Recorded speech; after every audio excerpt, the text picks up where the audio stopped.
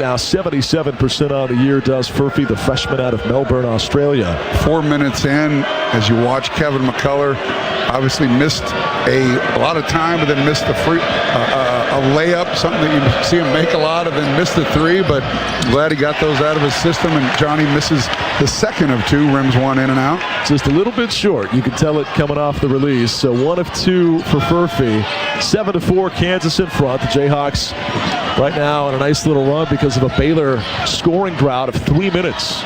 Misi facing up on Dickinson, going to work, leans in, blocked by Hunter, rejected, and Misi not talking trash now as Hunter has come back to get 2 blocks in a row. The veteran reminding the rookie, hey, I can ball too.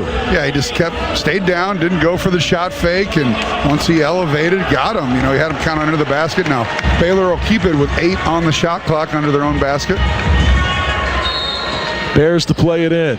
Dennis to throw it in with 8 on the clock, as Greg referenced. Into Nunn, wide open for 3, got it. Jayhawks were switching defensively. I believe Furphy fell down. Well, he got screened big time, and Bill Self and his staff asking for a moving screen because he got clocked, and that left him wide open. I got screened as well as we're sitting next to the bench. Tough to see. 7-all our score. McCullough inside Dickinson. Furphy wide open for 3. He hit it. Johnny Furphy from the left corner, and Kansas strikes right back. That's exactly how you work the ball against the zone. It touched both sides, got to the middle. Hunter pivoted, saw the corner, and when you make quick passes, it's hard to catch up. Johnny made him pay. None on the other end with Furphy fighting through screens to stay with him. Crosses over, kicks it out to try to hand it right back to him. Jaden Nunn, the VCU transfer. Right side Dennis, 4 to shoot, spinning on KJ. He's in trouble, throws up a prayer, not answered, out of bounds. Defensive stand for Kansas. A full 30 seconds. KJ didn't leave the ground and just forced him into a tough shot. That's what you got to have, a complete 30 seconds of defense. But going back to that offensive possession, the ability to move the ball around the perimeter with quick passes. And it looks like Baylor, we might have pulled them out of that zone. Now they settle back into man-to-man.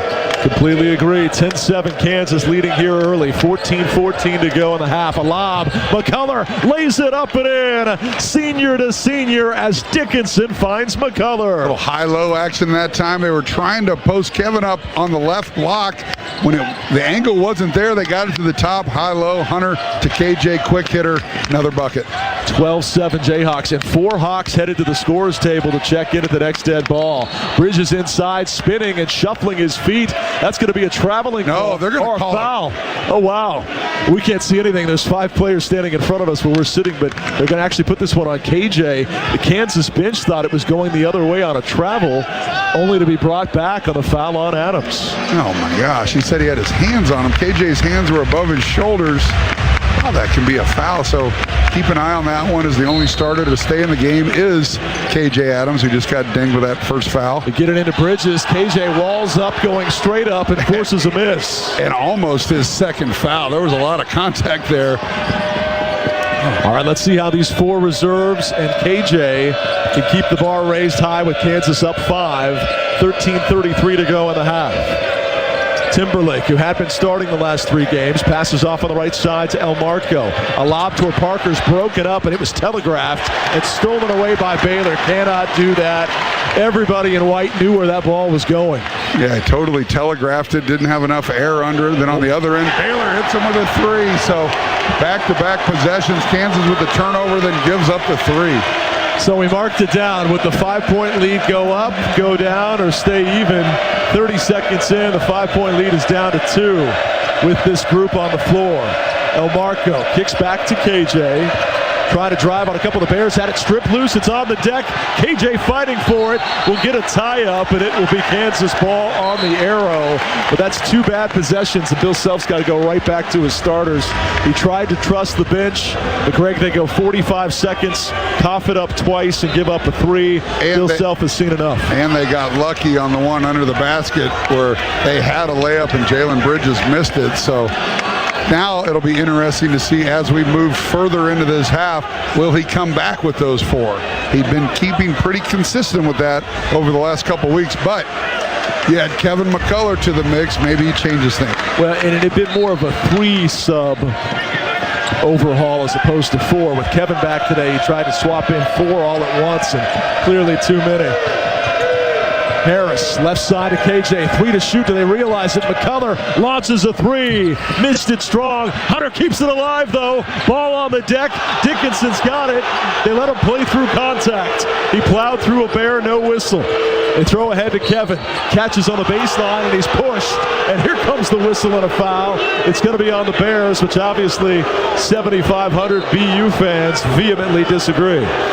That was a definite push. Kevin would have probably had a layup, got pushed. And the foul that wasn't called was when Hunter was going after the ball. There was a foul on Baylor, didn't call it. Scott Drew giving an earful to Marcus Pettigrew.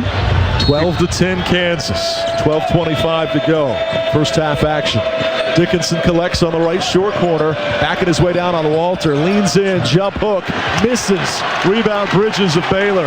He had the mismatch, and he kind of settled for a difficult one. Here's a lob at the rim that misses, but a late whistle once they saw it wasn't going in. And they're going to call a foul on Johnny Furphy, which will send Ojanwuna to the free throw line, a sophomore out of Nigeria. You know, and that was the same play. The ball didn't go in, and they called it late. It was the right call. Johnny clearly got him. So Ojanwuna, who only shoots him at 61%, will head to the stripe. So after Baylor pulled out of that zone, Kansas got an initial bucket, but since then has struggled offensively, and Baylor hit that 3. Could be back in it with a couple of free throws as he rims in the first of 2.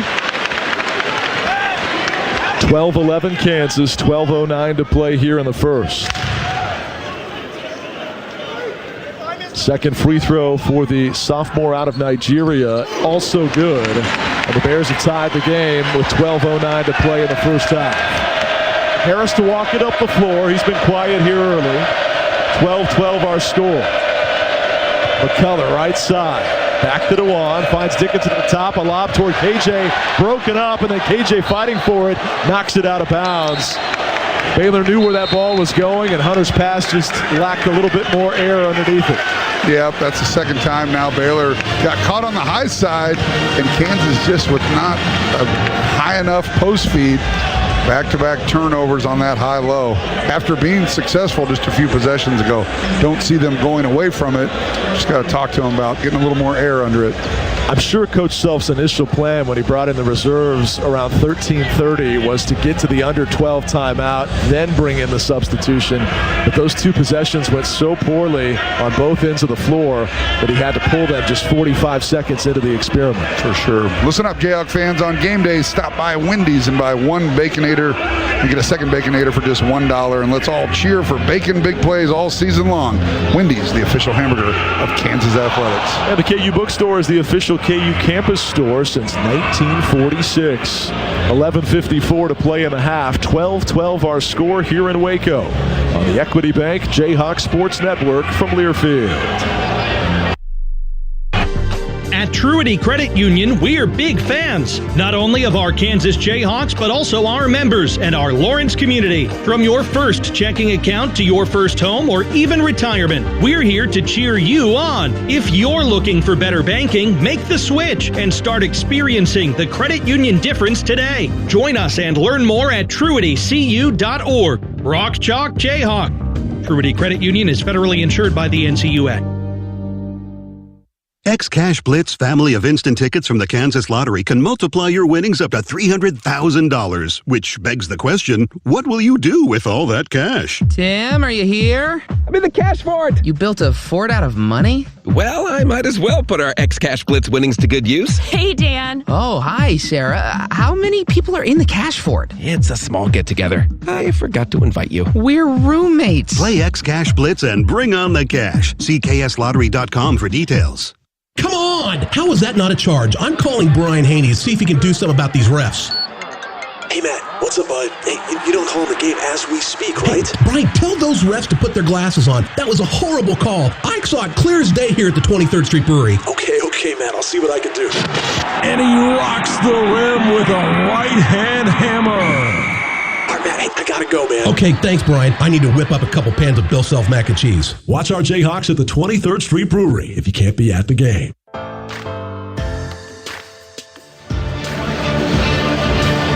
Welcome back to Waco, Texas. Foster Pavilion. Brand new arena here deep in the heart of Texas, and just the beginning of this stadium project. Still more to go with the practice court, the offices, other bells and whistles they'll add, but gives them a competitive state-of-the-art facility to keep up with the much outdated former Baylor arena that Kansas, of course, had so much success in over the years. I know we've lost our last 3 down here, but so many times going to the Farrell Center early in league play, the Hawks did so well. But the fan base clearly has had an uptick. The passion around this program with a national championship just a couple of years ago, 3 to be exact, has really Baylor basketball enthusiasm at an all-time high, and I think we're experiencing that here today. Yeah, you know, the only interesting thing about this is they went from 11,500 to 7,500, decreasing capacity by 4,000, which with the success that you just documented, it is surprising, but they did it for a reason. They understand where they're at, non-Kansas, or let's say non-Texas. What do they do with crowds? So they definitely have it filled, and it's loud. As loud as we've experienced this year. Ojanwuna driving on Dickinson, gets around him and lays it up and in. And Baylor back in front now, 14-12 BU. It's the second time where Hunter Dickinson has hedged the screen, and Johnny Furphy was the one at fault there, didn't get to the interceptor spot. A lob to Dickinson, deep catch, easy lay-in. There we go. McCullough on the feed and Hunter on the finish. I just talked about it. The high-low, keep at it, just throw a better pass. Kevin got a lot of air under that one where the 7'2" guy can catch it and go up with it. 8 quick points for Hunter Dickinson. And with Misi currently on the bench, Dickinson should feast against Ojanwuna if they can give him more deep catches like that. 14 all our score. Lohner plows through McCullough. That should be a charge, and it is. He had a right arm shiver. He threw into the chest of McCullough. Which is kind of surprising for Lohner. I mean, he got the ball and went at it just right into the chest, kind of extended his arm, laid his shoulder, a clear charge there. But again, not a guy in the scouting report you think would get it and go like that. Bill was trying to get a substitute in, but the ref had already handed the ball to Kevin. It was Parker Brown he was trying to get in, likely for Hunter. Dickinson dribbling it right side, hands off to McCullough. He'll drive, shoot, and get the left-hand finger roll to go. Kevin McCullough heating up in his Kansas return. A little pick and roll there on the right side, 2-man game with Kevin McCullough and Hunter Dickinson, and defensively they just broke down and got Kevin a wide open look at the rim. Kevin now 2 of 5, 4 points here early. 10-20 to play in the half. And Kansas by 2. You can tell he just doesn't have the same lift. Still made it, but there's Lohner again. Nice move to get KJ airborne, and then he turns and has a jump hook fall. 16-all, we're tied. 10:05 to go in the half. McCullough, top of the key, drives to the free throw line, lobs behind Hunter, nowhere close. Hunter got tangled up inside, and it goes out of bounds. A turnover on KU. Well, you hear me talk about it a lot. When Hunter's leaning on a guy, you can't lead him. And that time Kevin led him, and it was a clear turnover. So Kansas got to change its scouting report on the other end. Lohner, back-to-back possession that he's been aggressive at the basket. So. And here comes a wholesale substitution except for McCullough. So Timberlake, McDowell, Brown, and Jackson all come in. The last time they tried this with these 4 and KJ, it lasted less than a minute. Now a quick foul on Parker Brown, who was trying to stay with Ray J. Dennis. And this one will keep it on the Baylor end of the floor. That'll be the 3rd foul on Kansas. Both teams with 3, 10 minutes into this one. 16 all our score. Bears to throw it in right in front of us with Miro Little, who's an import from Finland. Talented player on the Finnish national team in the FIBA, the FIBA championships. He was the youngest player ever on that Finnish national team. Dennis spinning left baseline. Picked up his dribble and traveled. It'll be a turnover indeed on Dennis. He's arguing the call, but he obviously had an extra jump. He took an extra jump and slid his pivot foot. That was multiple travels, so good job of staying down, not going for the fake, forcing the turnover, and so good first possession by El Marco Jackson. 16 all our score, 9:40 to go here in the first half. McCullough dribbling on the right side. They reverse it left wing area to El Marco. Jackson out to McDowell, who has threes in back-to-back games. Now Jackson again with 12 to shoot. Pulls up from 15, has to turn and kick back to Kevin. Kevin waiting on a screen, looking to drive, hangs, floats, missed it short, in and out. There was nothing doing on that possession, so he was forced to take an off-balance fading shot, and the Bears come up with the rebound. Well, and that's why you got to leave either Kevin, DeJuan, or Hunter in the game, because who's going to initiate? You know, that was the problem 3-4 minutes ago, and KJ had to operate, and he turned it over. So Bill Self takes Kevin McCullough out of the game, but inserts DeJuan Harris. Sticking with these 4 reserves altogether, which thus far has not yielded great results. He's showing a lot more trust in his bench than he had earlier in the year. Misi going to work on Parker, trying to muscle around and forces one up, blocked by Parker, gets it back, then he's fouled, and it's an and one. Parker did all he could on first shot defense to get a rejection, but Misi sticks with it and gets the and one. Not much you can do there. You got to give Parker credit. He stayed strong, he blocked the shot, the ball happened to come back to Misi, and he's not going to get his shot blocked twice. Well, this is not the same end of the floor, but this is where he missed a potential game-winning free throw in the final seconds of regulation versus Houston a week ago, and immediately was in tears as he walked back to the huddle. He swishes it calmly 1 week later. Keep in mind, he was 9 of 12 at the free throw line against Kansas, despite entering at 56%. Yeah, you and I talked about that a lot in Lawrence, and he was really good from the free throw line, but it's much different when it's game point. No doubt. Kansas now trailing by 3. Here's a lob, and Parker a slam. DeJuan Harris with kind of a hook shot, alley-oop lob, and Brown rocks that rim. That's kind of been Brown's impact on games. Gets a block shot, then an alley-oop dunk. We saw it the other day against BYU, and a little two-man game on the left side with DeJuan and Parker. Nunn driving inside, another and one. They broke down Kansas off the bounce. The foul came late. And Greg, this second 4 just didn't cut it. That's back-to-back and one possessions. The Baylor lead balloons to 3 with a free throw pending for Jaden Nunn. I'd say you're okay with the first one by Misi, but that time, off the bounce, no passes, nothing. Gets all the way down the middle, and you got to be able to stop the dribbler, especially after a made basket. So Nunn, who shoots them at 70%, will try to give them back-to-back old-fashioned three-point plays. And this would extend the lead to 4, their biggest, but he missed it. Rebound on the deck goes to Nick Timberlake, and here comes KU trailing by just 3. DeJuan Harris, the lone starter on the floor. Let's see if these 4 reserves. Back to the zone, back to that 1-3-1. McDowell thought about a 3. Instead, they reverse it left side. You still got to get it in the middle somehow or another. Timberlake at the top, 10 to shoot. El Marco right side, out to Nick with 7 on the clock. He'll try a 3. Missed it, side iron.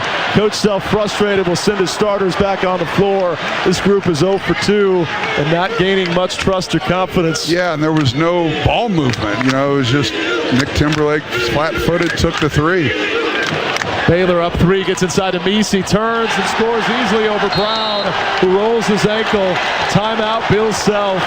The Kansas bench has never looked more vulnerable, and you got to be honest, when you put 4 of them out there all together with only 1 starter, you can see why Baylor saw blood in the water. Yeah, Misi is just going to abuse Parker Brown. That's now 5 points in that matchup. So Kansas cannot contain the dribbler, and Bill Self might have to rethink the wholesale substitution pattern. With Kevin McCullough back, it's a little easier, but might have to strategically substitute one at a time, but not all at once. Unleash your smile power with Delta Dental of Kansas. Learn more about individual and family plans at deltadentalks.com.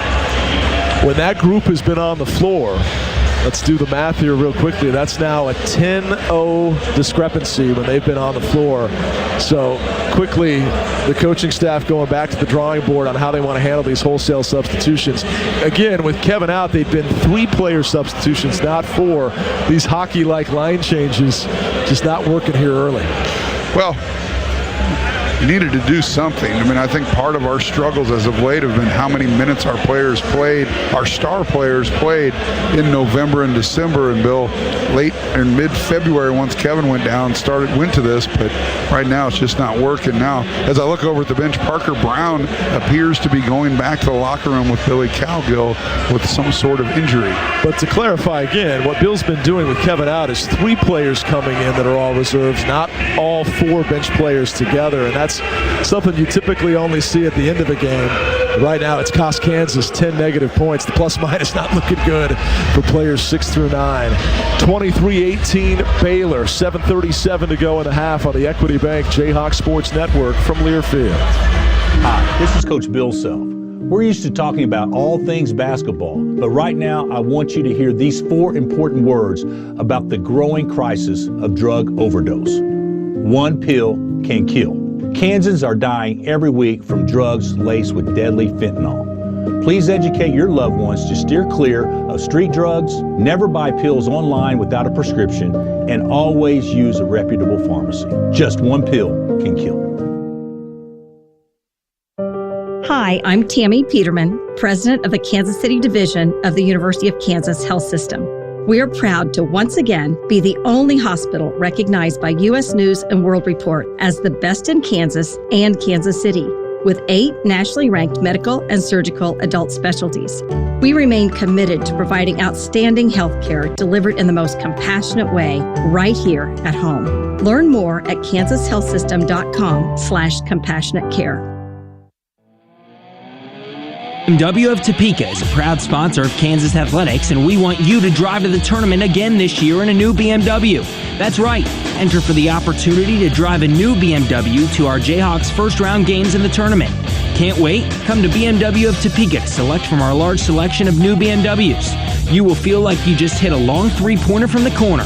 BMW of Topeka, 3030 South Kansas Avenue, or online at bmwtopeka.com. Hey, this is Doko Azubike of the Phoenix Suns. You're listening to Kansas Basketball on the Jayhawk Network. Don't you wish you still had that guy on the back line? Udoka Azubuike, he could tangle with Misi as well as anybody, but give Hunter Dickinson credit. Today, he's been great on both ends. The 4 or 5 start offensively, a couple of block shots in there as well. But Bill Self, unable to get anything out of his bench, has had to put all 5 starters back on the floor. And again, the plus-minus when he had those 4 reserves out was -10. Here's a floater by Harris, and right away he scores. KU goes back to their go-to guy at point, and Kansas back within 3. And when you get a little perimeter offensive help from DeJuan Harris and others, that only gives more opportunities to Hunter Dickinson and KJ. 23-20, Baylor in front.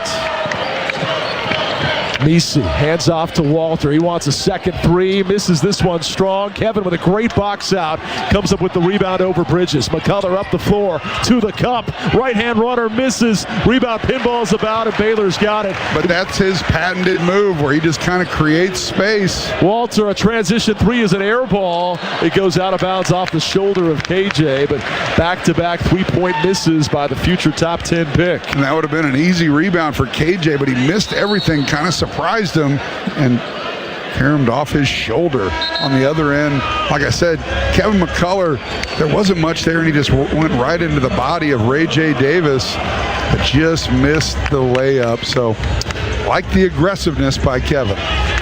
23-20, Baylor in front. Misi comes off the floor. They come back with Ojanwuna. Not seeing much of Chambwa Chichua of late. He, of course, had that horrific knee injury 2 years ago, tearing every possible ligament and tendon.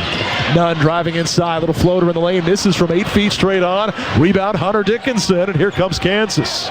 Furphy fumbles with the catch from McCullough, nearly double dribbled, but able to keep and save it off to Kevin.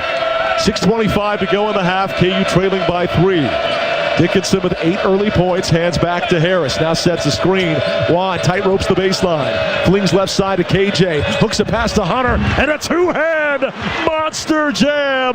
Dickinson throws it down. And Big Hunt having his best game in quite some time. Who says Hunter Dickinson's heavy-footed? The bounce right there off the feed from KJ, going to get a foul on Hunter Dickinson on a moving screen. Bill Self might get a technical here. It's a terrible call. He's being restrained by every one of his assistant coaches. You can't afford that right now when you just pull back to within 1. Wait till you see this replay. Hunter Dickinson is just running around the screen, moves right into him, and falls. Bill Self saying, that's a flop, that's a flop. Here's the replay we're going to first look at.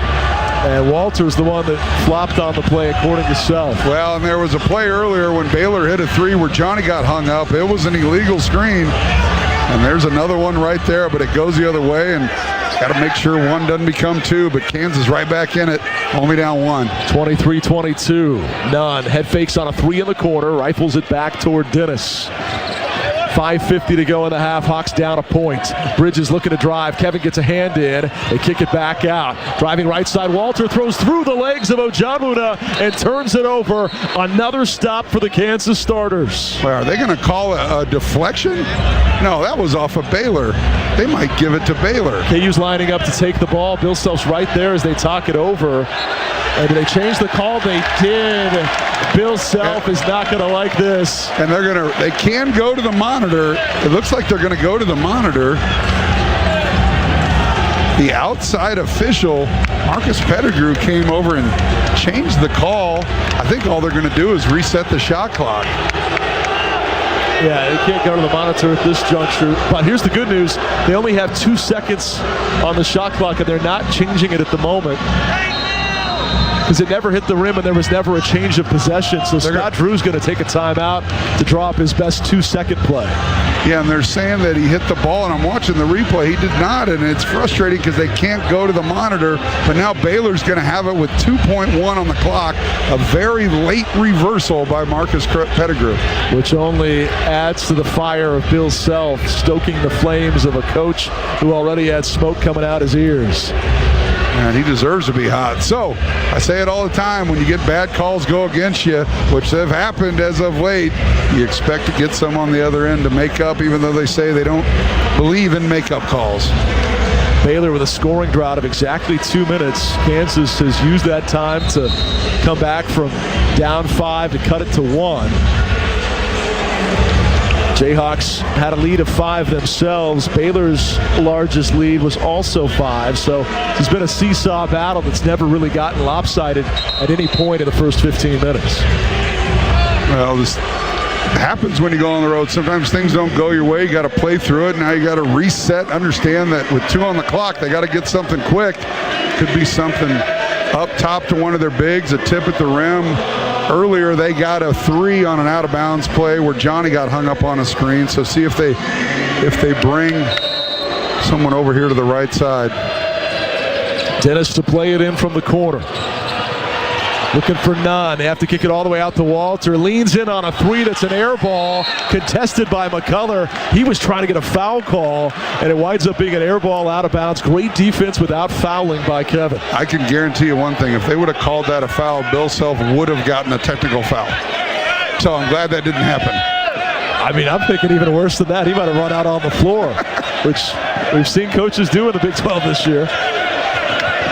23-22, Baylor by a point. Harris pulls up from 12, got it to go. DeJuan Harris with the float game again, and Kansas back up 1. Yeah, he did it just a couple possessions ago. He just kind of dribbled until no one picked him up. A little running one-hander, 2 for 2 from that spot. 6-0 run ever since the starters came back in, partner. Yeah. We like this first 5. Here's a lob broken up on the back line by McCullough, and there's his presence.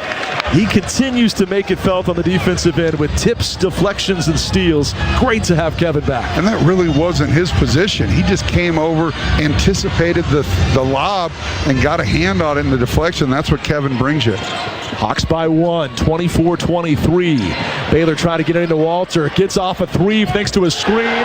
This one's good. McCullough got screened away. Walter got squared up. And that halts a Baylor drought of 3 minutes. Well, they played screen the screener. Kevin did a nice job chasing him around. His teammates have to show a little bit on that. Harris fakes on a three. Hawks trailing by 2. Lob toward KJ. Broken up by Ojanwuna, who was screaming that it went off KJ. But Marcus Pettigrew overrules him and says Kansas ball. Well, he overruled him the right way that time. Indeed. 26-24. Coach Self interacting with the Baylor students right behind the Kansas bench in a playful way. They got a mismatch here down on the post. Kevin's pass is deflected out of bounds off of KJ. Well, it was deflected twice. And that's awareness right there. I think Walter was on Hunter Dickinson, and Kevin threw it to the opposite corner before Hunter could get posted up. You got to recognize that and take advantage of mismatches. It was deflected initially by Kevin's man, and then secondarily by the man right in front of KJ, whose Karam knocked it off of Adam's shoulder. 2-point Baylor lead, and the Bears have the ball. 4:20 to go here in the first half. They lob in the corner to Bridges, looking to drive on KJ. Forces one up that misses, but he's fouled. And we'll see the former West Virginia star toe the line for a pair. Bridges with the foul on Kansas. That'll be the Jayhawks' 7th. Is that foul on KJ? That's going to be 2 for him. I believe you're right. Yep. 2nd on Adams. And Bill Self again with no reason to trust his bench. May just try to ride it out with KJ here. Bridges' free throw is good. I mean, that's as poorly as we've seen the bench perform all year, but it's also the most we've ever seen them all together outside of a mop-up duty scenario. Yeah, and that's when you got to have one of those stars of the core 3 on the court, and that's McCullough, Dickinson, or DeJuan. 2nd free throw also good. The Bears extend their lead to 4. So Kansas had a 6-0 run. Bears come right back with a 5-0 run. 4:05 to go here in the first half. It's 28-24 Baylor. KJ lobbing a deep catch toward Hunter, but it's deep along the right short corner area. He stumbles with the ball, nearly lost it, and a reach-in foul is going to be called on Ojanwuna. I don't like that catch for Hunter because what's he going to do with the ball right there? Baylor had pushed him so far out from the basket. I don't know if it was a foul. I think he was out of bounds, but regardless, Kansas will keep it. You catch my point, though. You're forcing your big man to dribble, and he's 7'2". That's a dangerous... Well, and that's where Hunter needs to establish position early and hold it. You got to get down. It's easier said than done. Get on the block, get yourself big wide base, and don't allow the defender to push you out. And that's when you got to utilize that 7'2", 260-pound frame. So no foul on Ojanwuna, but it was Ojanwuna that was touching it out of bounds. So it will stay with Kansas with 9 seconds to shoot when we come back. The Jayhawk Radio Network attire is presented by Weaver's Department Store. Weaver's has served Jayhawk faithful since 1857. Shop Weaver's for all your premium Jayhawk apparel and more for the entire family. Visit Weaver's at 9th and Mass, downtown Lawrence. And Bud Light is a proud sponsor of Kansas Athletics. Easy to drink, easy to enjoy. 28-24, Baylor leads Kansas.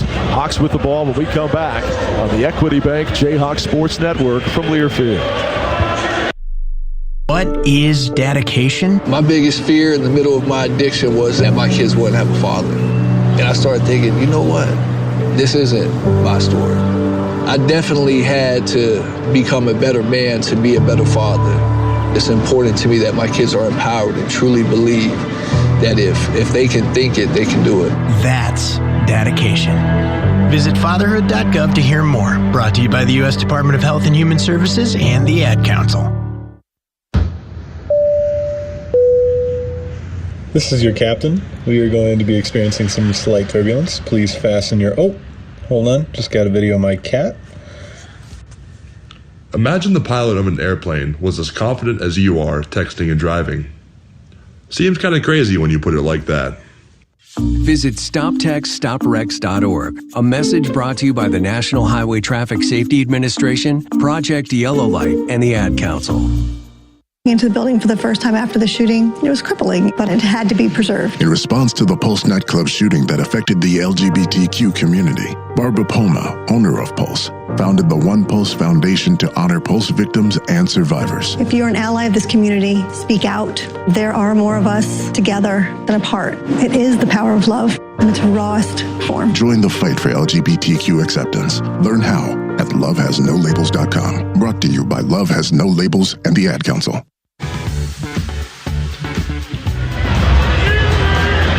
3:53 to go here in the first half. Kansas trailing 28-24 here at Baylor. But the Jayhawks, with the return of Kevin McCullough, look much more like the top 10 team that we've seen them as much of this year. A loss today, and they could fall out of the top 10 for the first time in the last 56 polls. Not that Coach cares about that, but the point is they look like a championship contender again with his return. You just got to get something, anything, from the Jayhawk bench.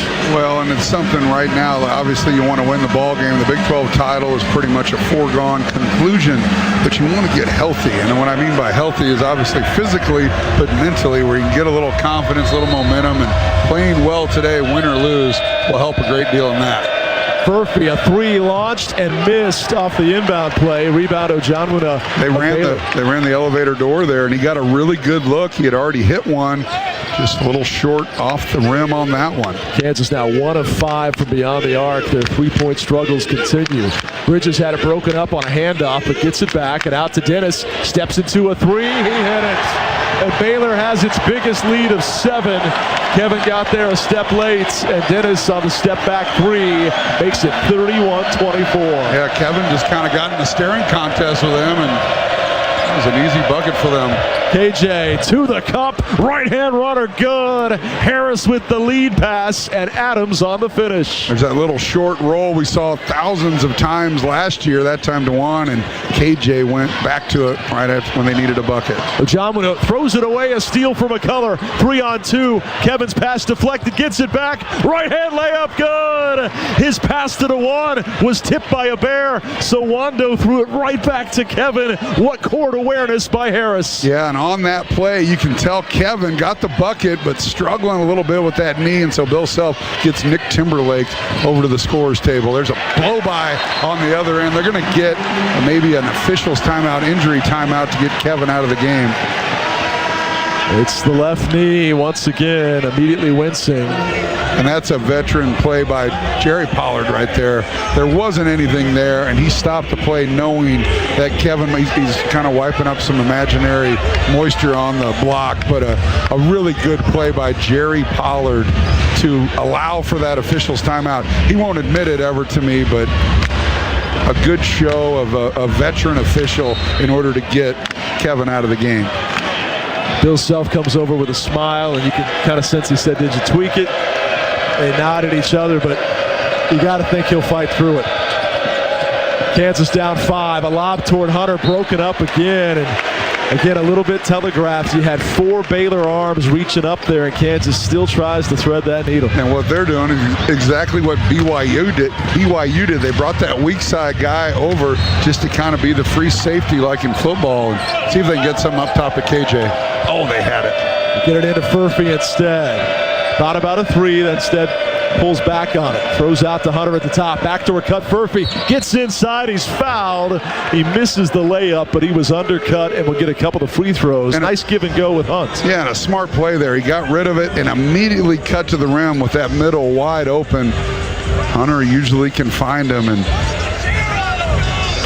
Hunter's an excellent passer for a big man. We talked a lot about the big Egyptian BYU has inside as the nation's top big man passer, but Hunter is very much on that short list as well. First free throw good by Furphy. And one more coming as Kansas cuts the deficit to 4. Yeah, Bill Self gets KJ Adams out of the game at the 2:15 mark. He does have those 2 fouls, and looks like he's going to go the duration of the first half without KJ as Johnny makes them both to cut the Baylor lead to 3. He's now 3 of 4 from the stripe. Khalifa was that BYU big man passer that Coach Self loves so much, but Dickinson contributes to that play, leading the 2 free throws on his own great lead pass. Here's some big minutes for Jamari McDowell. 3 by Walter, misses. Rebound, Furphy tied up with Bridges, and they're going to give it to Kansas. I think he stepped out of bounds. Furphy and Bridges simultaneously got that rebound, but I think Bridges just stepped out of bounds, so not a jump ball. Kansas will keep it after the miss. Johnny's not exactly Popeye, but you can see he's visibly stronger 4 months into this season than he was way back in October, November. Here's Harris off a screen, drives the right hand and gets it to fall. DeJuan Harris, a right-hand runner with the seal provided by Dickinson. And when have we really gotten going offensively? It's after DeJuan hit a couple of those runners. Now they got to guard him a little closer. That time blew by. Kansas has hit 3 of their last 3 shot attempts. Here's a lob pass too tall for Bridges. It's going to go out of bounds. Another turnover forced. They played just like Kansas does, where they get Hunter Dickinson in the post. They posted up Jalen Bridges, cleared out the whole side, but it was a poor post feed, threw it right out of bounds. And now Kansas, at the 121 mark, has a chance to take the lead. Bill Self with some encouragement with a little butt tap of McDowell there saying good job. I think these reserves so much more comfortable when you got 2 reserves with 3 starters as opposed to 4 and 1. Harris dribbles in, cut off by Nunn, has to back it out. Kansas trailing by a point. Harris, a floater, is good again. What a play for DeJuan Harris. A 10-foot floater from straight on. He was a non-factor for about 10 minutes offensively, but now has hit his last 4 and gets Kansas back on top. 4 for 4. For DeJuan Harris, 8 points. Kansas by a single point, 34-33. Great closeout by Johnny Furphy. Here's a tipped ball by Dickinson that flies into the student section in the second row. There'll be 6 seconds to shoot for Baylor as it was clearly out of bounds off of Hunter. 1 point Kansas lead, 35.1 to go in the half, 6 seconds to go on this shot clock. Baylor did not try to get a 2-for-1. So what will they come up with here? If they can get the stop, now 4 on the clock. They got to go. Has to hurry. Puts up a floater of his own. That's good over DeJuan. A little taste of his own medicine. And Baylor back up 1 as KU will get the final shot of this first half. Not much you can do there. That was just Ray J. Dennis with a big-time shot. Pretty good D by Kansas, but you got to like where Kansas is at right now. Chance to take the lead into the locker room with a bucket. Harris dribbling out front. Gets a screen from Dickinson. Down to 6 to shoot. Harris, another screen, drives inside, throws toward the corner. It's intercepted by Bridges. A half-court heave, almost goes, but misses on a banker, and halftime is here. As brilliant as Juan was, 4 for 4 in the final 8 minutes. He walks off the floor pounding his chest saying, "My bad, coach, that was my bad." Well, he shows the respect Bill has for him. He's not screaming and yelling at DeJuan Harris. Right. He knows he screwed up, but how many times has he made a play going underneath the basket and finding a shooter in the corner? That's good scouting by Baylor, but he's the one that got us within 1 point of Baylor. So pat him on the back, say, okay, we're right in this one. Down by 1, 35-34 at the half on the road. The Kevin McCullough tweak. Let's point out there's nothing structural wrong with this knee. It's a matter of pain tolerance and load management. He should be able to return to this game, but it's up to him. He'll make that decision, not Bill Cowgill or Bill Self or anybody else. Yeah, we'll try to learn more at the half here. I'll talk to some of the guys and give you a report when we come back, but love the fact that he was out there 3 of 8 for the half, had a couple deflection. You can just sense his presence on the defensive end of the floor, deflections, and just his presence. He's not lighting it up by any means, but what you just said about the defensive addition, it just makes Kansas feel like a completely different team. They look like a Final Four contender with those 5. Now, the bench obviously left a lot to be desired, and we'll talk more about that at the half, but right now Kansas down just 1, 35-34 here in Waco. Our halftime show comes your way next on the Equity Bank Jayhawks Sports Network from Learfield. Hey Jayhawk fans, Merit Trust Credit Union here. We are proud to be the official financial well-being partner of Kansas Athletics. We're passionate about providing student athletes and our community with the resources needed to make the best financial plays. We know everyone has a unique relationship with money, and we want to help you take hold of your financial future. That's the credit union difference. Visit merittrust.com cu.org to learn more. Federally insured by NCUA. It's game time. Rock Chalk. It's Ford Truck Month. Are you ready? And we're celebrating 47 years as the best-selling trucks in America with special once-a-year offers on Ford F-Series. Are you ready? Featuring the new 2024 Ford F-150 and Ford Super Duty, the 2024 North American Truck of the Year. Celebrate with us, America. This is Ford Truck Month, based on 1977 to 2023 industry reported total sales. Hey Jayhawk fans, Coach Self here. When I prepare for a game, I always do my homework. Investing is no different. That's why you should visit smartinvestks.com, an investor empowerment initiative from the Kansas Insurance Department. Whether you're just coming off the bench or you are a seasoned pro, smartinvestks.com is here to coach you on how to avoid investment fraud by chalking up the offensive and defensive X's and O's. Have a game plan before you invest. Visit smartinvestks.com. Do you have a reason to smile? If you have healthy teeth, you definitely do.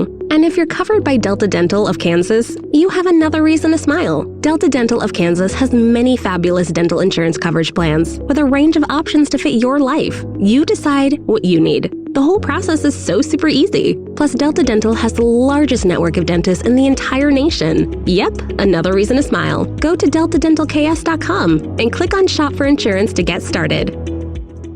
And now an important message from our coaches' wives. If you or someone you know is having thoughts of suicide or experiencing a mental health or substance use crisis, 988 provides direct connection to free, confidential, and compassionate support. You'll be quickly connected to trained crisis counselors who will listen to your concerns and connect you to additional resources if needed. There is hope. You are not alone. For 24/7 non-judgmental support, call, text, or chat 988.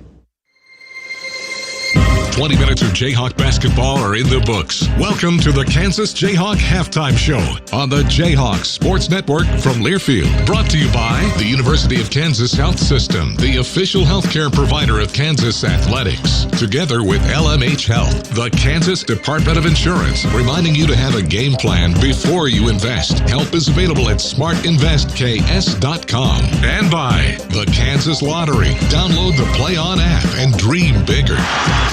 The Kansas Jayhawk Halftime Show starts now. What a half of college basketball played at a high level on both sides, and these two teams separated by a single point here at the break. Baylor in front, 35-34.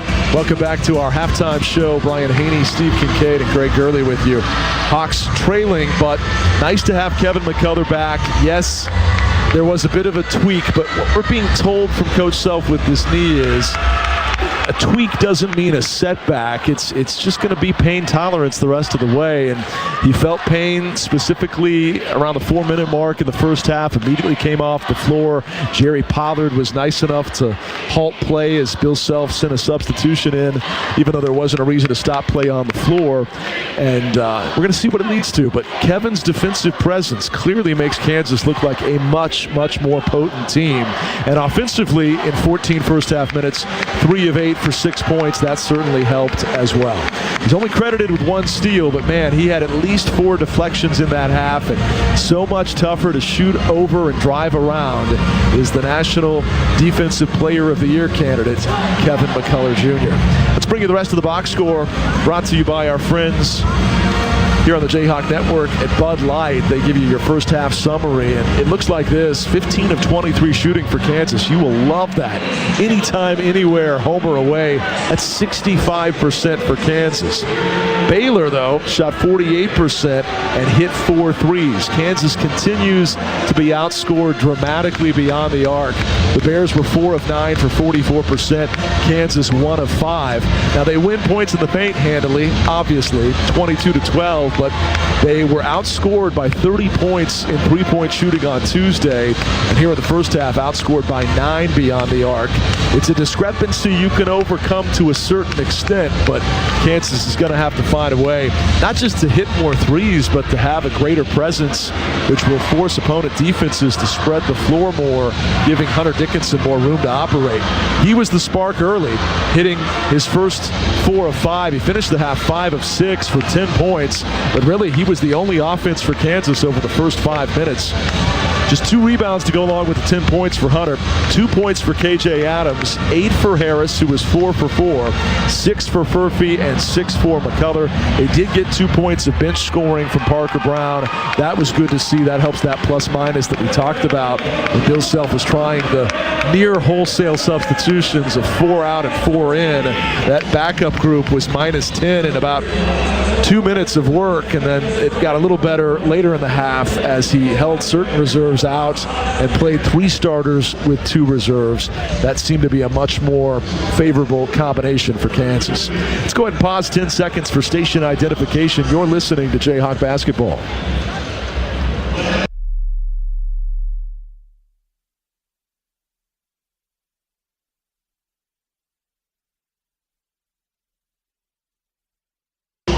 Rebound edge favored Baylor 12-11. Turnovers, there were 5 by the Jayhawks, 5 by the Bears. A push in that column.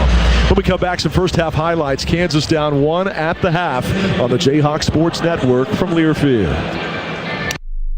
I served in the United States Air Force and I deployed 3 times. So in 2017, I was serving as an Air Force First Sergeant. Our motto in that role is "My job is people, everyone is my business." But unfortunately in that year, I would lose my own brother, Lance Corporal Adam Jackamick, to suicide.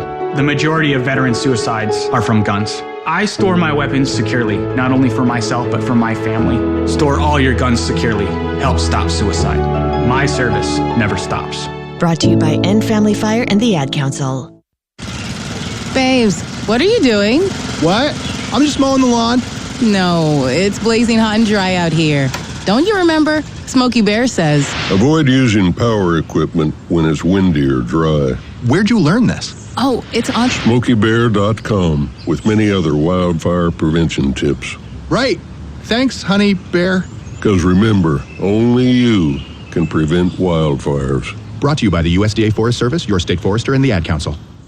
Mario fue pintor más de 30 años. Cuando me dijo que se le estaban olvidando las cosas, fue difícil. Un día me dijeron que pintara el marco del lado por dentro y pinté el lado de afuera. Yo le diría a la gente que le diga a su familia lo que está pasando con él. Si algo se nota diferente, podría ser Alzheimer. Es momento de hablarlo. Visita alz.org/nuestras historias para saber más. Un mensaje de The Alzheimer's Association y The Ad Council. Welcome back to Waco. Kansas trailing by 1 at the half, 35-34. Let's bring you some first half highlights. Hunter Dickinson had KU's first quick 6 points right out the gates, including this alley-oop finish to tie the game at 4. Around the perimeter, DeJuan Harris now backing it out to the BU at center court. Lobs over the top of the zone to Adams. A lob to Dickinson and a 2-hand slammer. Post to post on the alley-oop dunk. Back and forth we would go, but then Johnny Furphy gave KU a 3-point lead on this 3-ball. KU's lone 3-point make. McCullough inside Dickinson. Furphy wide open for 3. He hit it. Johnny Furphy from the left corner, and Kansas strikes right back. The lead was built up to 5 after this Kevin McCullough alley-oop finish. Completely agree. 10-7 Kansas leading here early. 14-14 to go in the half. A lob. McCullough lays it up and in. Senior to senior as Dickinson finds McCullough. The best alley-oop, though, was Parker Brown on the receiving end once again from DeJuan Harris. Free throw line, but it's much different when it's game point. No doubt. Kansas now trailing by 3. Here's a lob, and Parker a slam. DeJuan Harris with kind of a hook shot alley-oop lob. Maybe the best rim rocker, though, in the first half went to Hunter Dickinson next. It's the baseline. Flings left side to KJ. Hooks a pass to Hunter, and a 2-hand monster jam. Dickinson throws it down, and Big Hunt having his best game in quite some time. He may not dunk as often as KU fans like, but that's his 16th on the year, and it was a big one. Hawks down 1 at the half on the Equity Bank Jayhawk Sports Network from Learfield. Put it on the card. Put it in the bag. These 3 bags used to be 6. Seems like the only thing going up these days is your credit card balance. If only there were some place to turn. Just ask your home. It's got equity. And with Rocket Mortgage, you can use it to get cash quickly for whatever you need. Visit justaskyurhome.com today. Call 1-800-863-4332 for cost information and conditions. Equal housing lender licensed in all 50 states. NMLSconsumeraccess.org, number 3030. This is Kansas Insurance Commissioner Vicki Schmidt. Success on game day starts with doing your homework. Investing is no different. That's why you should visit smartinvestks.com, an investor empowerment initiative from the Kansas Insurance Department. Whether you are just coming off the bench or are a seasoned pro, smartinvestks.com is here to coach you on how to avoid investment fraud by chalking up the offensive and defensive X's and O's. Have a game plan before you invest. Visit smartinvestks.com. That's smartinvestks.com. Dear basketball fans, want to drive a winner? Get in a Toyota and see how impressive they are. The RAV4 is a versatile playmaker built to get the crowd going. The Highlander is a slam dunk when it comes to space. And the Camry is a fast break of fun and reliability. Plus, these Toyotas come with available all-wheel drive, so you can drive the lane with power. Visit Toyota.com to learn more, or check out your local Toyota dealership today. Toyota, let's go places. Great if life came with a remote control. You know, you could hit pause when you needed to, or hit rewind, like that time you knocked down that wasp's nest. Well, life doesn't always give you time to change the outcome, but prediabetes does. With early diagnosis and a few healthy changes, you can stop prediabetes before it leads to type 2 diabetes. To learn your risk, take the 1-minute test today at doihaveprediabetes.org. Brought to you by the Ad Council and its prediabetes awareness partners.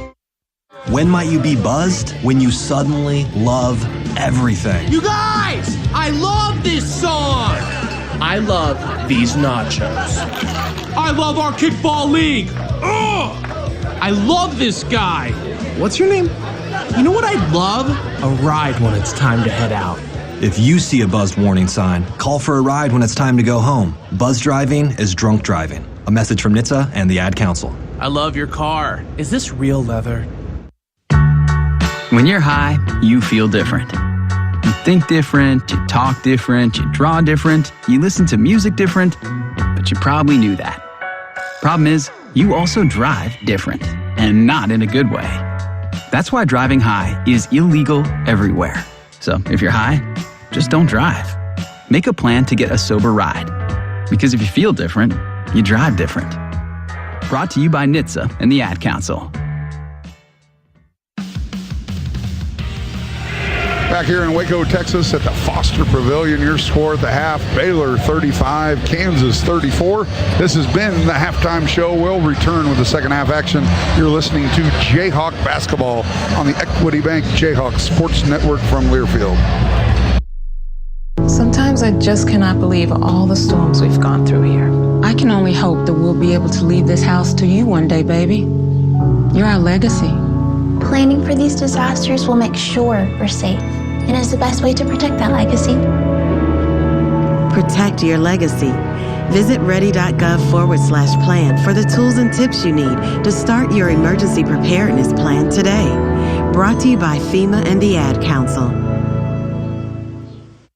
Hi, I'm Danica Patrick. Watching my nieces grow, play, and learn is amazing, but not every child gets to be carefree. 1 in 6 kids in the U.S. are hungry. This breaks my heart, and it's something that Feeding America is working to change. Each year, the Feeding America network of food banks rescues billions of pounds of good food that would have gone to waste and gives it to families in need. To help, visit feedingamerica.org. Brought to you by Feeding America and the Ad Council. You took the first step and quit smoking, but even former smokers may still be at risk for lung cancer. That's why SaveByTheScan.org wants you to know about a new low-dose CT scan that can detect lung cancer early. It takes only 60 seconds and could save your life. You took the first step, now take the next. Visit SaveByTheScan.org for a simple quiz to see if you're eligible and talk to your doctor about screening. SaveByTheScan.org is brought to you by the American Lung Association's Lung Force Initiative and the Ad Council.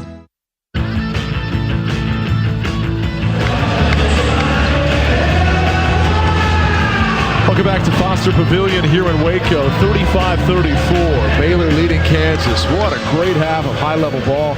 You take out those 2 minutes when you had 4 reserves out there and Kansas got outscored by 10. I mean, this is Elite Eight type feel here today. And great to have Kansas close to full strength with McCullough back. There was a pretty noticeable injury to Parker Brown. Let's put that word on it. What can you update us on both McCullough and Parker? Well, it's Parker's left foot, and he's definitely limping around. I doubt that we'll see Parker Brown this half. Kevin McCullough is starting the second half, so should be good to go. And that fast break where DeJuan threw it back to Kevin, looked like he tweaked it a little bit. They took him out of the game, but he's in there now. Bears with the ball to start the second half. A lob to Misi, who misses on a tip try, and the rebound goes to Misi, though he'll keep it. Tries to get around Hunter, and a quick foul on the big fella, Hunter Dickinson. Real quickly, Greg, player of the first half brought to you by Old Dominion Freight Line.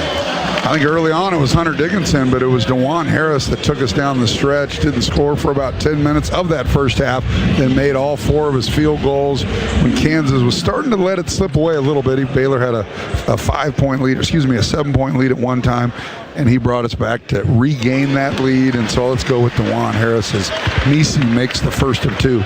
Old Dominion is the official freight line of Kansas Athletics. Our player of the half, DeJuan Harris. 2-point Bear lead. One more free throw for Misi, who shoots him at 60%, but he's been very good against Kansas. This was the end he missed on last week when he could have beaten Houston at the end of regulation. He calmly swishes the pair here. Misi was really good early, and then the first possession of the second half, he gets Hunter Dickinson's second foul and makes 2 free throws, so Baylor back up by 3. 37-34, a lob toward KJ is tipped. KJ able to come up with the carom, though, and KU will keep. McCullough takes a handoff from Dickinson, drives inside, pulls up from 12.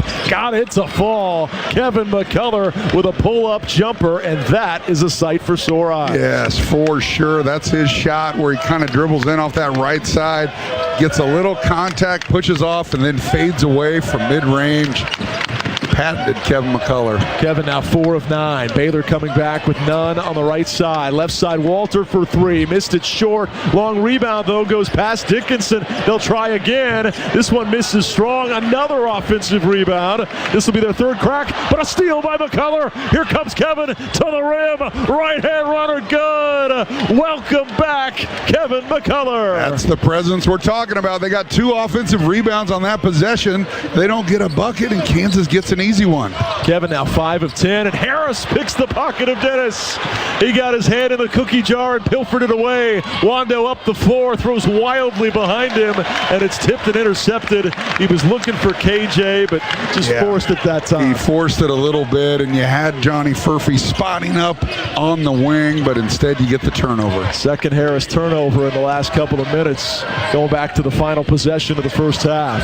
Misi crossing over on Dickinson. Dickinson holding his ground, alters the shot, and comes up with a rebound. Great job out of Hunt. Here comes Kansas. Harris's pass deflected again. He dives on the floor and saves it, though. Great hustle by Harris, who's tangled up with Dennis right now. But good sportsmen, they both slap high fives as they help each other up. Kevin gets away with a double dribble. They throw inside to Hunter. Jump hook, good. Deep catch and the finish, and Kansas goes up 3. And that's what Hunter does. He got position, he kept it, got the ball close to the basket, and quick hitter over the top of Misi. Scott Drew's going to get a timeout. What a run by Kansas. Back up by 3 early here in the second half. Everybody here at Foster wanted a double dribble, but Chris Paxi said that while Kevin was bobbling it, Baylor also got a hand in and touched it as well. Yeah, and also why Kevin was bobbling it, he was being fouled too, and that's what Bill Selfs asked him about. So good, I guess good no call either way, but they regain possession. Hunter posts up, and early results are good for Kansas. Couple buckets by Kevin and then one by Hunter. It's a 6-0 KU run and a 2-minute and 12-second Baylor scoring drought. Jayhawks lead at 40-37. Second half action is brought to you by Meritrust Credit Union, the official financial well-being partner of Kansas Athletics, proudly serving Jayhawk fans and the Lawrence community, federally insured by the NCAA. And LMH Health is your partner for lifelong health. Learn more at lmh.org. 40-37 Kansas. 17:34 to play on the Equity Bank Jayhawks Sports Network from Learfield. The tradition, the rivalries. SiriusXM is your destination for all things college sports, and we've got you covered. On Big 12 Radio, there is complete coverage of every school in the conference, including live games, plus 24/7 talk and analysis. So cheer along on the SiriusXM app and listen to your favorite team anywhere. And now you can get 3 months of SiriusXM free. Subscribe now. See offer details at SiriusXM.com/Big 12 Sports. Do you have a reason to smile? If you have healthy teeth, you definitely do. And if you're covered by Delta Dental of Kansas, you have another reason to smile. Delta Dental of Kansas has many fabulous dental insurance coverage plans with a range of options to fit your life. You decide what you need. The whole process is so super easy. Plus, Delta Dental has the largest network of dentists in the entire nation. Yep, another reason to smile. Go to deltadentalks.com and click on Shop for Insurance to get started. Who wrote the book of luck? This is the tale of Powerball. I'm your ticket to dream. Powerball can transform into many things, like a boat. Dream bigger, eh? How about a castle? With jackpots starting at $20 million, there's no limit on dreaming. Just gotta pick your lucky numbers, and you could be on your way to living in a castle. CKSLottery.com for details. We wrote the book of luck. Hey Rock Chalk fans, this is U.S. Open champ Gary Woodland, but also career 33% shooter from downtown in the Fog. And you're listening to Kansas Jayhawk basketball on the Jayhawk Sports Network. We'd take a career 33% shooter from downtown on this team, wouldn't we? 100%. Gary Woodland loves that stat from his Washburn playing days. Went on to play golf at KU, of course. But Kansas right now, how about this stat? The Jayhawks are shooting 81% on two-pointers. Beyond the arc, different story. Just 1 of 5. But they have been dominant inside the perimeter at 81%. Well, and that's the way it's going to be with this team. We've shown the inability to knock threes down, so we have to be really efficient inside the arc, and that's exactly what we're doing. 40-37, Kansas with the lead. Baylor with the ball. Walter driving on KJ. Turns and kicks back to Nunn for the tie. He hit it. Nunn dials long distance, and right now Kansas outscored by 12 from beyond the arc. And Johnny's got to run him off the line a little bit, especially late in the clock. Kind of went out there kind of haphazardly and allowed him to shoot. The pass ahead to KJ, and he fires that dunk home. A two-hand thundering flush that shakes that brand new goal here at Foster Pavilion. Again, that little short roll pocket pass by DeJuan Harris. KJ and him have perfected that. So 4 for 4 so far here in the second half from the field for Kansas. 42-40 Jayhawks. Walter gets a handoff from Misi. 2 future first-round picks this June. Walter driving inside on Kevin. Floats, fires, and ties this game. Kevin lost a step there on the step back. Stumbled just enough to get separation for Walter. Yeah, Walter's so gifted offensively. Kevin stayed in front. He just made a next-level type bucket. 42 all. KJ hands back to Furphy.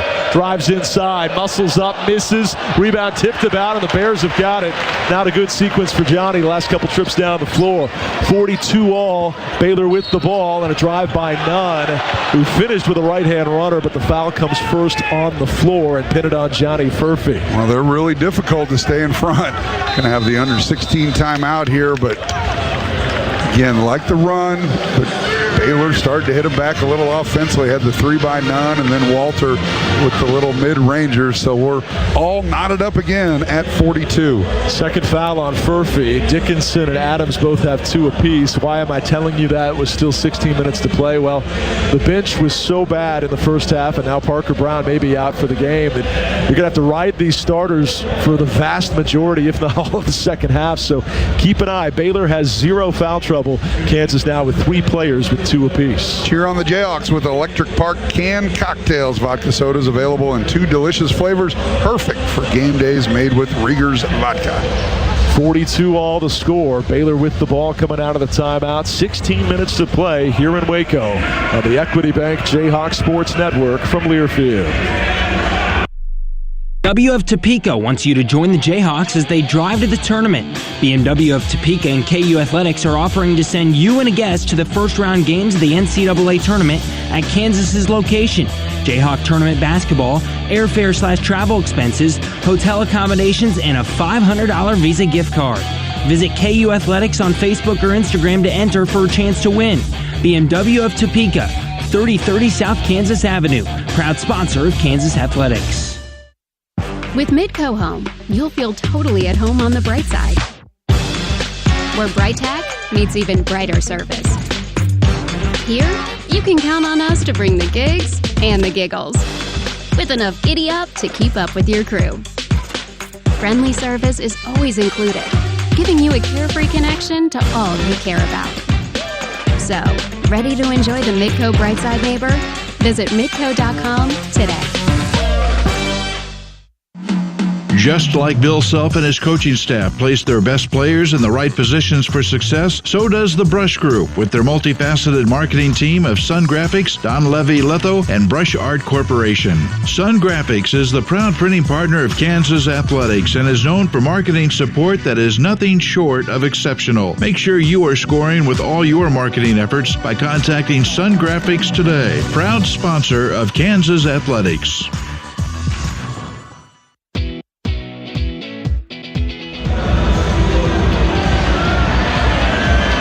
Welcome back to Waco, Texas. Foster Pavilion, 42-all our score, Kansas and Baylor.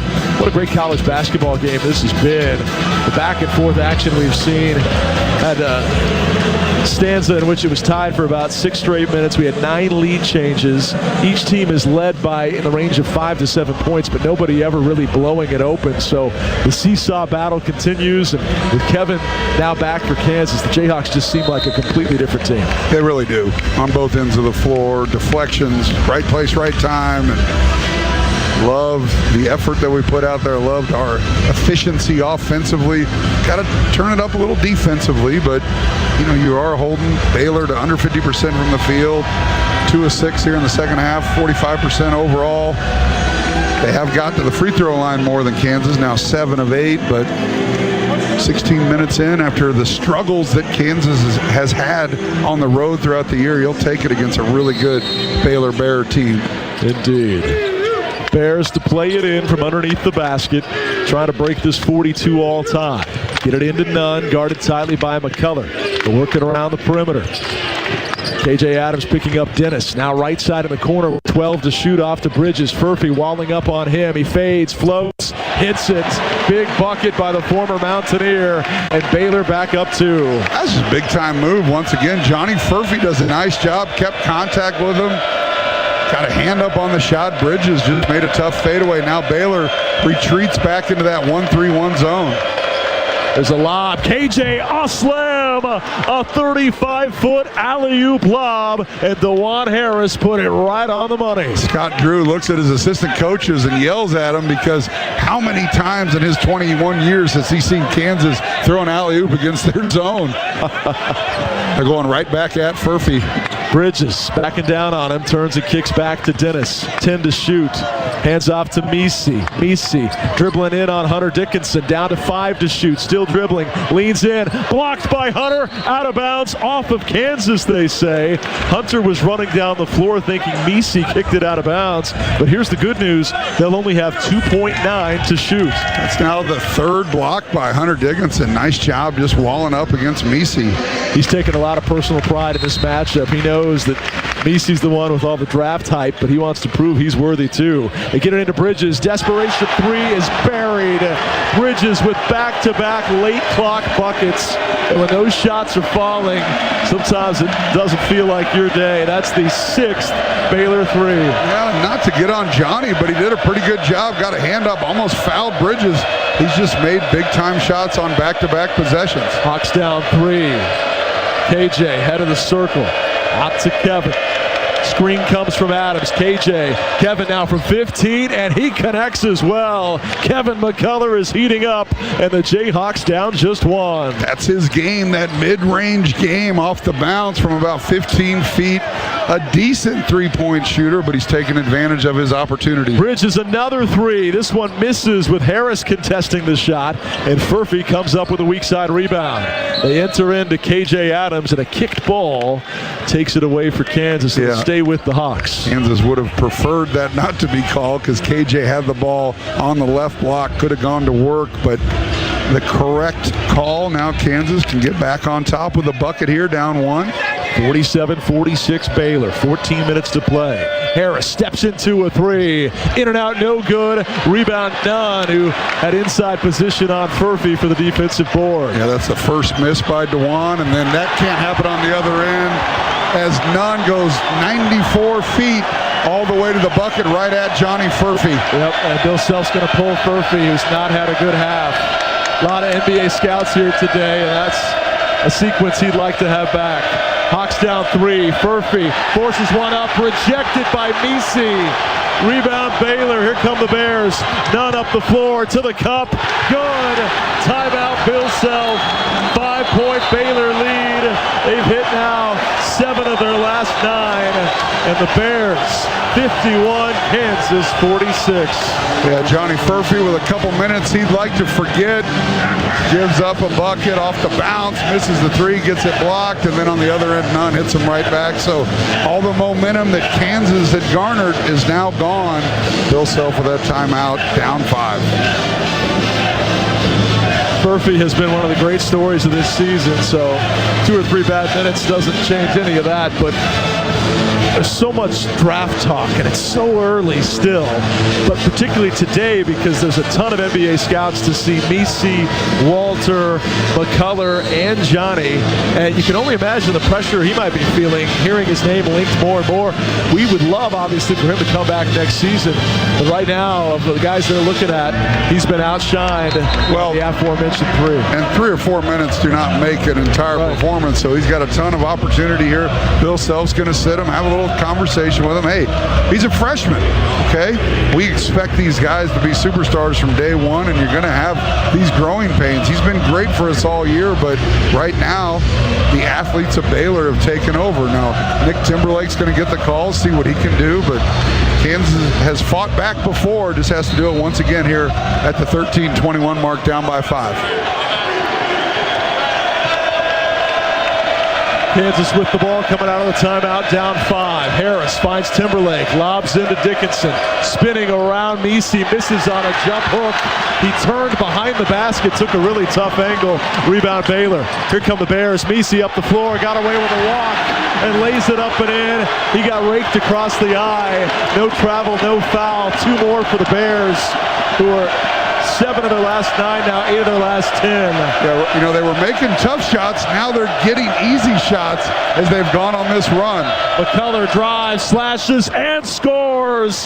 Kevin McCullough parts the White Sea and lays it up and in. Yeah, right now Kansas just needs to contain the basketball. Right now Baylor's getting anything they want. Looks like they're going to have a official timeout as Misi has got some eye troubles after that last play. An inadvertent hand to the eye, might have lost a contact. It was on the other end on the layup where he traveled before he laid it in. He got raked across the face, took an extra jump stop. But they're going to pull him out to deal with the eye issue. That's a break for Kansas as Ojanwuna will take his spot. 53-48 Baylor, 12:33 to go. Bears with the ball on a 5-point lead. Ray J. Dennis guarded by Harris between the circles. Hawks in a man-to-man. Dennis left side, Nunn for 3. Hit it. You cannot win when they're raining them in from 3 like that. Timberlake got there a step late. Yeah. That's now 7 3-point makes for Baylor. Yeah, Nick turned his head just for a second and lost sight of his man, and he just cannot do that. Kansas now down 8, their biggest deficit. 56-48. Inside, Dickinson turns, and he's fouled. He lost the ball from behind, but bailed out on a foul call, and we'll get a timeout on the floor. The math just doesn't add up, partner. We can shoot all we want at 81% from inside of 2, but when Baylor is hitting late clock threes, when you've defended for 28, 29 seconds, and they throw them in from the corner like Bridges did, and now none heating up. They've now outscored Kansas from beyond the arc by 18 points. Yeah, easy to see while you're down 8. Shooting almost 47% beyond the arc, 3 of 6 here in the second half. Granted, Bridges' one was very well guarded, but the last couple have been open and got to do a better job running them off the line. Jayhawk fans, get to Rally House today and shop the latest KU gear, including exclusive styles featuring your Kansas athletes. Shop Rally House in-store and online today. 56-48, Baylor leading the Jayhawks. It's the Bears' biggest lead. Gut check time for Kansas with 12 minutes to play on the Equity Bank Jayhawk Sports Network from Learfield. X-Cash Blitz family of instant tickets from the Kansas Lottery can multiply your winnings up to $300,000, which begs the question, what will you do with all that cash? Tim, are you here? I'm in the cash fort. You built a fort out of money? Well, I might as well put our X-Cash Blitz winnings to good use. Hey, Dan. Oh, hi, Sarah. How many people are in the cash fort? It's a small get-together. I forgot to invite you. We're roommates. Play X-Cash Blitz and bring on the cash. See kslottery.com for details. It's Ford Truck Month. Are you ready? And we're celebrating 47 years as the best-selling trucks in America with special once-a-year offers on Ford F-Series. Are you ready? Featuring the new 2024 Ford F-150 and Ford Super Duty, the 2024 North American Truck of the Year. Celebrate with us, America. This is Ford Truck Month, based on 1977 to 2023 industry-reported total sales. Which schools will take home the prestigious Learfield Directors Cup for the 2023-24 college athletics season? You can follow the standings of your favorite school or alma mater at L Directors Cup on Twitter and online at thedirectorscup.com. That's thedirectorscup.com and L Directors Cup on Twitter. Trophies will be awarded in June 2024 to the winning institutions in all competitive divisions. Learfield Directors Cup, the crowning achievement in college athletics. Hey Jayhawk fan, this is Deidre Lawson, and you are listening to Kansas Jayhawk basketball on the Jayhawk Sports Network. 56-48 Baylor. Bears have hit their last 4 shots, and Kansas right now on the wrong side of Baylor's best run of the ball game. We've seen the Jayhawks suddenly go cold offensively, and meanwhile, Baylor up to now 7 threes hit at 15 attempts, as Greg said, 47%. Kansas, meanwhile, 1 of 6. And it's one thing to not hit them, but when you don't even have the threat of hitting them, the defense will clamp down around your big man, making those post touches and entry feeds so much tougher. Yeah, I mean, we started out hot, very efficient offensively, but Baylor's been hotter. I mean, they've made contested shots, they've made open shots, and they've gotten the ball to the basket off the bounce. So we got to do a better job of containing the dribbler and then defending the arc. And right now, that's been the difference of the game. All is not lost. Plenty of basketball to be played, only down by 8, but got to continue to do better on defense. Hunter hands off to Harris, kicks back to McCullough. Kevin's been good today in his return, 7 of 12, 14 points, all on 2-pointers. They lob in to McCullough. Actually, it's going to be Dickinson, and he throws it away, trying to rifle a skip pass with not enough air. Here comes Baylor. Bridges stepping through. Floater on the run is drilled. It's a 10-point Baylor lead. And it just looks easy for them right now. We labor to score. They come down and get a quick hitter and convert. Bridges with 7 points in the second half after 2 in the first. McCullough, a desperation 3, misses. Rebound Baylor. Got a pretty good look that time by a guy who's 7 of 12 from the field. 58-48 Bears. 11-10 to go. Jed Dennis backing down on Elmarco. Elmarco standing strong. They get it off to Walter. 2 McDonald's All-Americans guarding each other. 10 seconds to shoot for the Bears, and Walter will kick it back out. Hawks need a stop in the worst of ways. Inside Ojanmuna plows through Jackson and lays it up and in. No foul call. Timeout, Bill Self. And the run continues. continues as the Bears go up a dozen. Yeah, and there was no foul there. I mean, El Marco's got to stay strong. He was there on the spot, but when he fell, that just allowed them to get an easy one. And once again, Baylor gets an easy bucket off a little screen out top. He had the running one-hander by Jalen Bridges, and then that last one. So 12-point lead for Baylor, and on the other end, Kansas just laboring to score.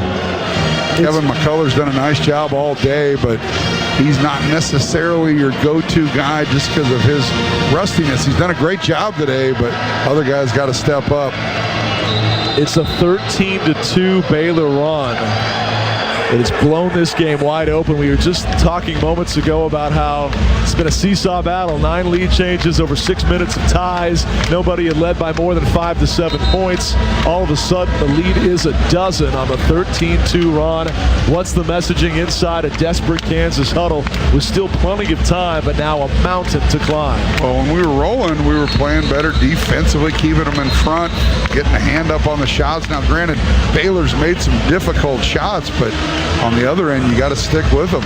You got to get offensively efficient once again. Right now, we're just not doing it. Baylor's clamping down a little bit. That's what happens on the road against a good team, but you got to figure a way out to score. It's not going to be beyond the arc. It's going to be inside that arc. And a little pressure by Baylor forces KJ to run all the way down and get it to DeJuan. They'll mark it down. About 10:50 to go is when Self took the timeout. Can Kansas climb out of this 12-point deficit? Jackson fakes on a 3. Now he pulls the trigger. Now he hits El Marco Jackson from downtown.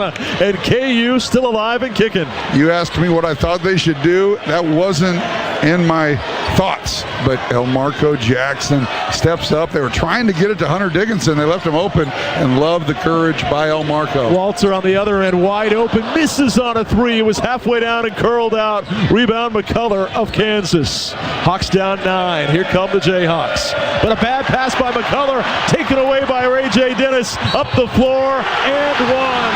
Gets the bucket and a foul on Harris. And KU works so hard to try to string back-to-back buckets together, and just like that, the lead balloons right back up to double digits. You know, 2 of the last 3 possessions, you've had turnovers that time. You talk about an unforced turnover. Kevin McCullough with a lazy pass to DeJuan Harris, and you get the and one on the other end, and you just cut it to 8 after a 3. You got to stop. Had a chance to get it to 5 or 6. Right back to 10. Bill Self turning to his longtime assistant Norm Roberts saying, what are we doing? What are we doing? Free throw good, 3-point play completed, 12-point Baylor lead again. That erases the goodwill of the El Marco 3, although hopefully still a big confidence booster for the freshman. Yeah, got to get rid of these self-inflicted wounds. Harris gets around his man, misses. McCullough soars in, draws contact and a foul. Lands awkwardly on his right knee. The bone bruises on the left knee, so he's going to be okay. But he'll be helped up to the floor, and he immediately was waving his arms for a foul call, not showing any type of pain. 2 free throws for Kevin, and this is the guy you needed to be shooting them on Tuesday when KU was 19 of 31 versus BYU. Free throw here is good, much to the dismay of Baylor fans. Kansas now 4 of 5. On this end of the floor in the second half, Greg, we got to watch it closely, because they've got a special promotion. You see all those cupcakes in the stands? What are they doing here? Second free throw. So there was a lane violation by Baylor, and then they stopped it after they gave the ball to Kevin McCullough. So I don't know why they would shooting one. So did that last miss not count? It did not count, but it wasn't even a.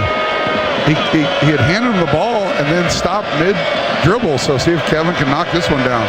Second free throw that actually counts is good, and he completes the pair. The one in the middle did not count. Well, why the cupcakes? You know, we go back to K-State when there was a lane violation late in that game when Kevin missed that front end of the 1-1, could have tied it up, but that time there was a lane violation that didn't even let Kevin shoot. He ends up hitting the pair. I'll tell you the cupcake story later. It's pretty interesting. 10-point Baylor lead. Baylor with the ball. Dennis with Harris poking at it. Gets around him and lays it up and in. Harris was ball hawking. Dennis kept going and gets an uncontested layup. Yeah, DeJuan gambled a little bit, went for the steal, and that allowed Ray J.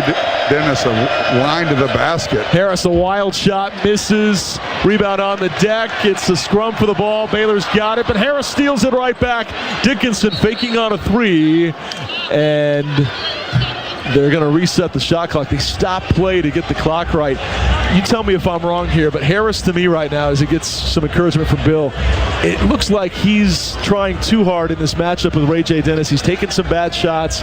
He's gambled on some steals. It's the first time I've seen him play without composure in a little while, and I think it's all a mano deal with Dennis. Yeah, but to reset here, they stopped playing. I guess Baylor had possession. They're going to put 27 on the shot clock. Didn't quite see Baylor have the ball. They're trying to post Kevin up underneath. They get it inside to him. He turns and misses a bunny. Rebound, Baylor. Kevin gets a hand in, and a foul called on McCullough. And now Bears and Jayhawks get nose-to-nose for a second as Jerry Pollard puts the personal on McCullough. You know, Kevin missed one that he would normally make and tried to get the tie up. He was unable to do it. Thought he got his hands on it, but he gets over the top and none with the flop. Nothing much there, but Kevin's going to get a seat on the bench as Bill Self wanted to calm down a little bit. McCullough was 16-4 today in his return after missing 5 of the last 8 games. Meanwhile, Baylor still without Langston Love, who's not as impactful as McCullough, but that's still one of the best sixth men in the entire conference. He's now missed 6 of 7 with an ankle injury. Yeah, this time of year, everyone's dealing with injuries. You know, we look at it because of Kevin, but everywhere across the country is dealing with it, and Langston Love is a big-time talent. He came back for 1 game and then stepped on the foot of a BYU player and rolled the ankle again. So he's had 3-game absences twice. Inside Walter, spinning on Elmarco, and a foul is called on Jackson. Things starting to snowball against Kansas now with 8:36 to go. The Baylor lead is a dozen. That'll be the 5th team foul on KU. They're going to give Walter 2. Wow, they're going to give him 2 shots there. Okay. He kind of faded away and never attempted a shot. I saw him spinning, but I never saw an upward shooting motion. I agree. So Walter to the stripe where he shoots him at 85%.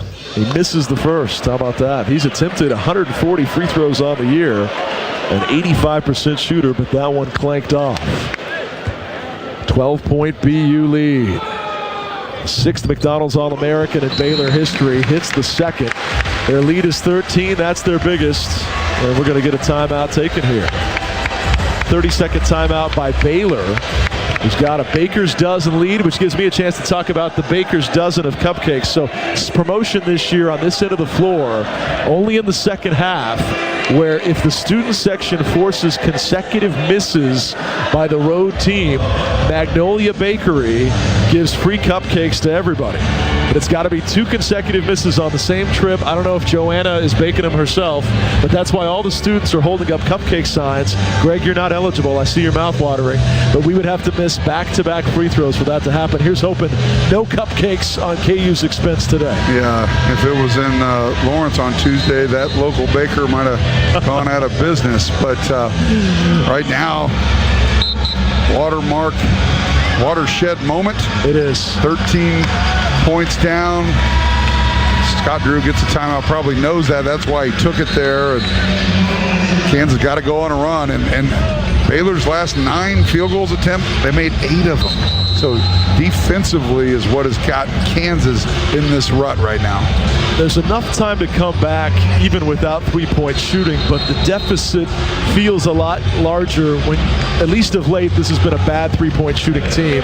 34% on the season, pretty pedestrian. But I go back to the national championship game in 22. Sure. We didn't get back in the game shooting threes. We were down 15. We could have just started jacking up threes and would have lost by 25, but we got back in the game with defense, defensive rebounds, and getting the ball out in transition and getting buckets. And that's the way this team's going to have to do it. Should be an over the top to Hunter, but it's just Kansas having a struggle getting it to him. Feed it into him now. He backs down, kicks out to McDowell, fakes on a three. Jamari drives, enters into Hunter. Left-hand layup, good. Yeah, a great take-home by McDowell. It took a while, but they finally got it to him. It needed Jamari McDowell to draw the defense, get it back to him. And Hunter, who started out so well, had 8 points early, right now sitting on 12. 6 of 8 for Dickinson. Bridges for three. In and out, no good. Rebound on the deck. Walters got it. Nobody boxed him out. That's got to be Jamari McDowell's rebound. He just sat and looked at it. None. Traveling through the paint. No whistle. And they'll call it travel. They say Kansas got all ball. He literally took 6 steps by the time he stumbled out of bounds, thinking he would get a whistle and a foul. Instead, they turn it over and get a timeout on the floor. There was a lot of contact, but KJ was retreating, and he just ran out of bounds. So gave up the offensive rebound to Baylor, but dodged a bullet, down 11 with the under 8 timeout. So still some life left in your Kansas Jayhawks. Hey, looking for a job? Have you considered a job in the oil and natural gas industry? We're currently paying our highest wages in history. Find out more at kansasstrong.com. And it's a new season at Kohl's with everyday styles at great prices. You can get more of what you want for less. Find go-tos for everything and everywhere. Perfect picks for your home as well. Shop Kohl's and Kohl's.com today. 66-55, Baylor in front, but Kansas with the ball when we come back, trying to string one bucket with another and slowly but surely chip away at what once was a 13-point deficit. Down 11 currently on the Equity Bank Jayhawk Sports Network from Learfield. My simple solution to the problem was remove people from the scene and help them feel safer. In response to attacks against Asian Americans, Maddie Park raised over $250,000 to donate cab rides to the Asian community. There is so much more work to be done. We really need to come together and tackle this issue as a community. Support the Asian community. Learn how at lovehasnolabels.com. Brought to you by Love Has No Labels and the Ad Council. Put your phone on D&D. That means that do not disturb when you're driving. And when you're going from point A to B, I need you to stay safe, please, so always sing with me. So put your phone on D&D. That means that do not disturb when you're driving. And when you're going from point A to B, I need you to stay safe, please, so always remember this beat. Don't drive distracted. A message brought to you by the National Highway Traffic Safety Administration, Project Yellow Light, and the Ad Council. Hey, son, how are you feeling? I'm fine, Pops. What's on your mind? I can't explain it. Navigating without a compass, eyes waiting, started to wonder. Metamorphosis, loss of who you thought you was. When your kid can't find the language, help them find the lyrics. Listen to the Sound It Out album and get tips and tools to start a conversation at sounditouttogether.org. Brought to you by Ad Council and Pivotal Ventures. 7:48 to play. Kansas trailing by 11 here in Waco. Just a 2-win road team this year in conference play, in danger of falling to 2-6 on the road. A big part of that is how good this league is top to bottom. That's the biggest part, quite frankly. Most teams have struggled on the road. Baylor with just 3 league road wins, but never did we ever think Kansas would be a 2-6 or potentially 2-7 road team. Well, it's the games we've lost that were kind of the ones you're supposed to win. And we've seen that throughout the 21-year run of Kansas and Bill Self, that he wins those games. And Morgantown, Manhattan, and Orlando are the 3 that really stand out. Also flirting with their most conference losses ever if they don't come back here today under Bill Self. Dickinson handing off to McDowell. Back to Hunter, 9 to shoot. Harris at the top. Looks to drive on Dennis, gets around and misses the layup. Tip for McDowell won't go, but they keep it alive, and Jackson has got it. Out to Dickinson, and KU will reset. McDowell pulls up at the free throw line, turns back to Harris. Dewan gets around Dennis, throws in the corner. Jackson for 3 again, and again he gets it to fall. Elmarco Jackson, 2 in a row from deep. Wow, how about that spark that Elmarco Jackson's provided? Perfect timing, now only down 8. The second time he's cut a Baylor lead from 11 to 8.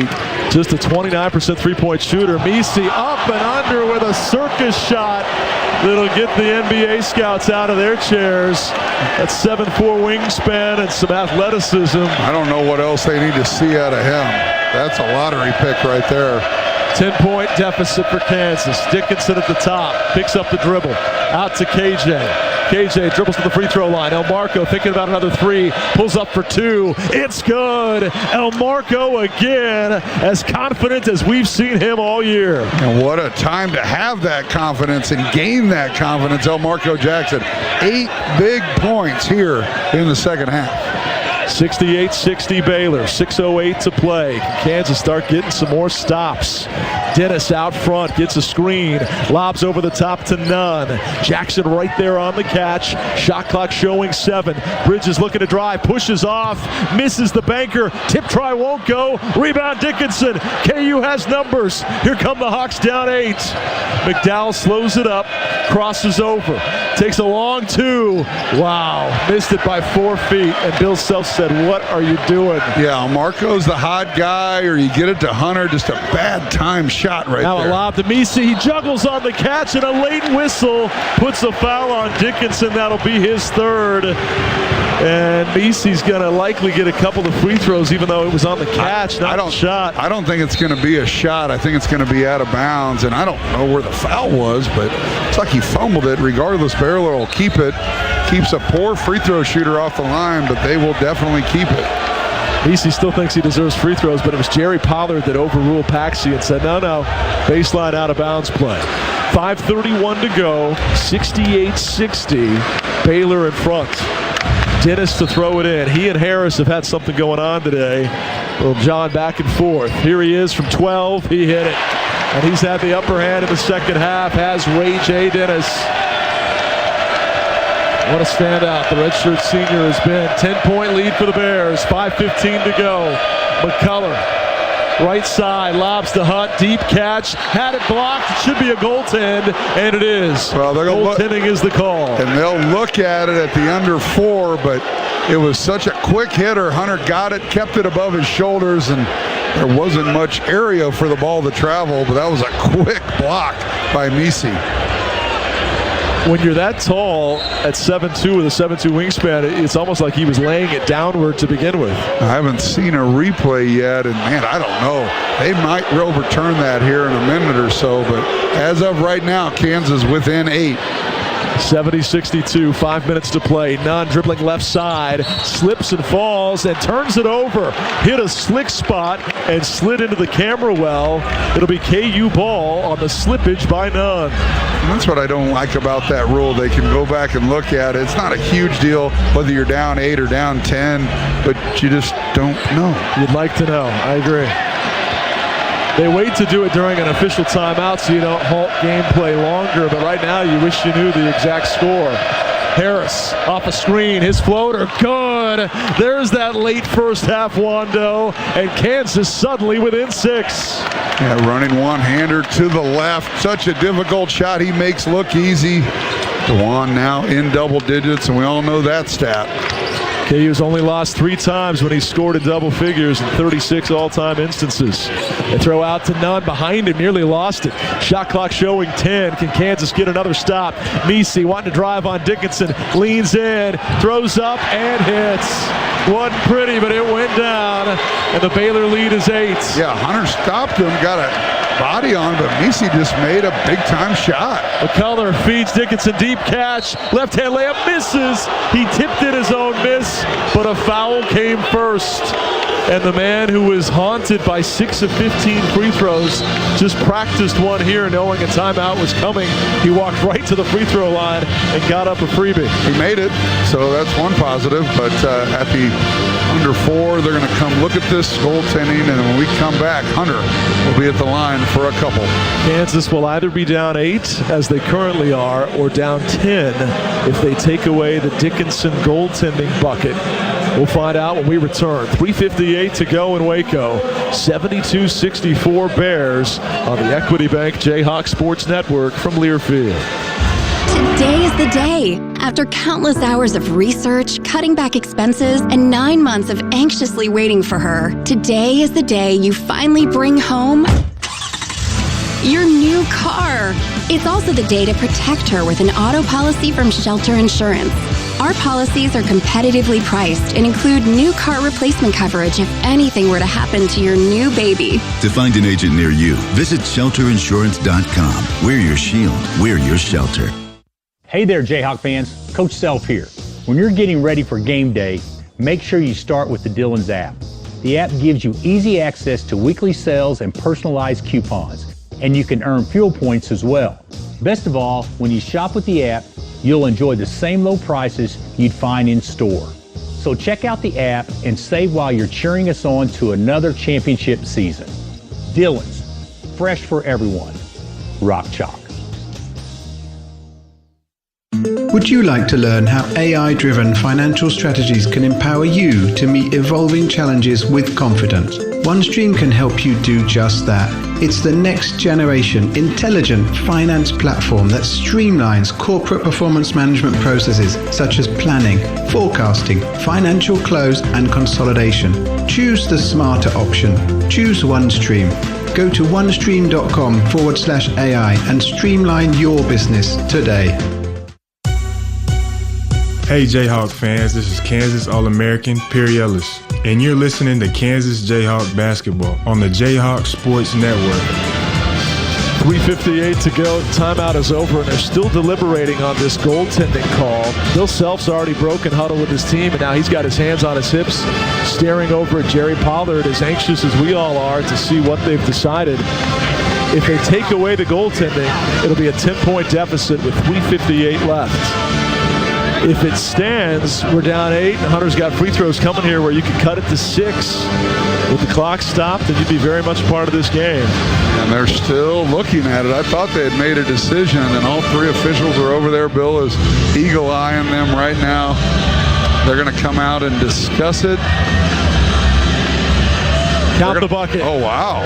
Count the bucket. I think it's one of those where there wasn't enough to turn it over, and sometimes it helps that they make the call. And if they don't make the call, they can't go back and look at it. So Jerry Pollard, he might be telling Bill Self what he saw regardless. Kansas with a chance to cut it to 6. And like any Hall of Fame coach, Bill Self, even though he got that call, he's currently asking for additional calls. Right. They're nose to nose, and he's pointing something out from a different play. Please, never satisfied, right? Jerry's like, I just gave you 2 points. And he's like, no, I need this one too. That's why he's the best. Kansas remains down 8, and now Dickinson. Can he exercise the demons? Can he conquer the fear from the stripe there on Tuesday that led to him being speechless trying to describe it in the postgame? Well, you mentioned career worst 40%. And you mentioned it earlier, the last 2 days around Allen Fieldhouse where we all office, as I looked in at Allen Fieldhouse, every time I looked in there, he was in there shooting. And so it's not for a lack of trying. Hunter Dickinson is out there, and it truly is all mental. There's the first one, and it's perfect. So no cupcakes for you. The 12 enlarged cupcake signs that are as big as a fathead sign. They can put them down now. He made the first one. Exactly. Right? You got to miss them both to get the free cupcake. Can't believe I'm going to say this, but put your cupcake down. Second free throw misses. So KU down 7 with 3:55 to go. 72-65 Baylor. Each team with 1 timeout remaining. Baylor weaving around the perimeter. They've been waiting until under 10 to attack their last 4 trips down the floor. Now ball's thrown off the heel of McCullough, who's facing the other way. The pass at Dennis goes out of bounds. 12 seconds to shoot for the Bears. 3:41 to play in the game. And it wasn't a kick, so they won't reset it to 20. It was an inadvertent off of his foot, so 12 on the shot clock. Yeah, that's why I mentioned he was looking at Bridges. He wasn't involved in the play. Walter fakes on a 3, bumped by McCullough. He's in trouble, tied up on the left short corner, falls to his knee, lobs it out, stolen by Harris. Those 2 great defenders combine on the steal. Ahead to McCullough, right-hand layup, misses! Oh, it was halfway down and spun out. No foul call, and now they put one on Kansas coming back the other way. And that just might be some of the rustiness of Kevin not playing. It was a great late feed by DeJuan Harris as Kevin kept running. he'd make that 99 times out of 100. Unfortunately, the one time he missed was in Kansas really needed it. So now, instead of cutting it to 5, you send Nunn to the free throw line down 7. McCullough had been 7 of 14. He's been very efficient today. Nunn, as it gets library quiet here, rattles in the first. That was the 7th-team foul, so we'll see a couple more front ends. Meanwhile, just 3 fouls on the home team. Mark that down. 3:26 mark. Could have cut it to 5. Yep. Could be 9 here in just a few seconds. Nunn shoots him at 70%, due for a miss, and here it is. Missed it strong, rebound Dickinson. By the way, no Johnny Furphy this entire last 10 minutes. Well, Marco's been the star, and Furphy's been watching. Yeah, that's been El Marco, and that's the spark that you needed. Harris to McCullough, up, under, and this time it's in. All the way around the cylinder, and it fell through, and a big smile from Bill Self. Yeah, he looked right at Kevin, applauded his toughness. He goes right back at a little backdoor cut. So now Kansas is getting those quick hitters offensively. 6-point deficit, 73-67 Baylor. And here's where El Marco's got to shine. He got Walter lined up one-on-one. A couple of really talented freshmen. They know each other from the AAU circuit and the McDonald's All-American game. Dennis, another floater over Harris. He is right now in position for the last laugh as his team goes up 8. Those two have been going back and forth all day. Can Harris get some revenge? Kansas down 8, 2:30 to go. Juan driving left side, across the baseline in the corner to El Marco. He'll drive, puts up a prayer, not answered. Rebound McCullough though, and he tips it right back up and in. Kevin McCullough came creeping around the Baylor defense, and KU down just 6. And a good job by El Marco Jackson. Even though he missed the shot, he broke the defense down, got it up on the rim, and that allowed Kevin McCullough there for the offensive rebound. Now just got to get a stop. McCullough now with 18 points on 8 of 16 shooting. That's the Kevin McCullough we know and love. And here's where you got to stay in front of Dennis. Late in the clock. Now guarded by Jackson. Throws it away. Harris with redemption. Here comes Juan all the way up the floor. Steps through. Wow. And somehow, some way, gets it to go. The English and the kiss off the glass from Harris. Looked like there was nothing there. He just created that opportunity. DeJuan Harris with the English falling out of bounds on the left side. Circus shot. 4-point game. I mean, the degree of improbability is off the charts, and somehow with that side spin, it crawled in. Hawks down 4. Dennis, a floater. Got it again. Kansas cannot stop Ray J. Dennis. Hawks down 6 with 1:12 to go. Bill Self imploring them to get going. They try to pass toward KJ. It's broken up. Juan gets it back. It'll stop and go. Left-hand layup misses. And the rebound to Dennis. Bill Self asking him to foul. Baylor avoiding the foul. They get it up to Walter. You don't want to foul him at 85%, but they're forced to. And now with 53 seconds to go, it'll come down to free throw. Yeah, after DeJuan made a really difficult layup, he misses one that he would make so many times over the years, and thought he might have had an alley-oop up to KJ, but you miss it. 2-possession game, about to be 3 with a really good free throw shooter in Walter going to the line. He's already missed one today, but percentages don't tell me he's going to miss another one. But Ray J. Dennis has been the guy that has just been a killer on his little runners. We've seen DeJuan Harris kill Baylor with his runners, but late here in the game, it's been all Ray J. Dennis. He is 4 of 5 in the second half. 7 of 8 in the ball game. He has been the Jayhawk killer. 6-point Baylor lead, 52.7 to go. Walter to the free throw line for a crucial front end here. It's good, and it's pure. They tried to foul 2 different Bears before the ball finally wound up in his hands, and the 85% shooter extends the lead to 7, makes it a 3-possession game. One more coming. Can Kansas catch a break? No. Win them both. 79-71. Here comes Kansas, trailing by 8. McCullough, he'll try a 3. Misses off the heel, and Baylor's going to win this game. Ball goes out of bounds off Kansas. And the Bears can march to the other end, as they say. El Marco pushed Walter. He's going to get more free throws. And that lead is going to balloon even bigger. I'll tell you what, though, partner. while it's looking like KU's going to fall to 2-6 on the road in the Big 12 and have their most Big 12 losses in the Bill Self era, this is a team with Kevin McCullough back that gives you a lot more hope than we've had the last 3 weeks. You got to figure out Furphy, who had his worst game in the last 2 months, but Elmarco's improved confidence and Kevin's return on both ends, even in defeat potentially today. Yeah, this was makes you feel a lot better. This was obviously a big game for a lot of reasons, but if you drop it, not the end of the world. I do think you missed free throw on the other end, so Kansas has it back. Hunter with the 3. Got it! And not done just yet as Hunter hits the 3. Baylor had a chance to push it to 10, and I don't think Kansas is fouling at that point, but Walter misses the front end, and Hunter hits a 3. Hunter had been 4 of his last 29. Yeah, he hit one late in the game against BYU, and that time had to take it. He knocks it down. 5-point game. Jamari McDowell checks back in. The officials are over looking at a replay. I don't know if it was Hunter's 3 or the time on the clock, but regardless, being the 34.2 right now, and Baylor's going to have the ball up by 5. Let's pause 10 seconds for station identification. You're listening to Jayhawk Basketball.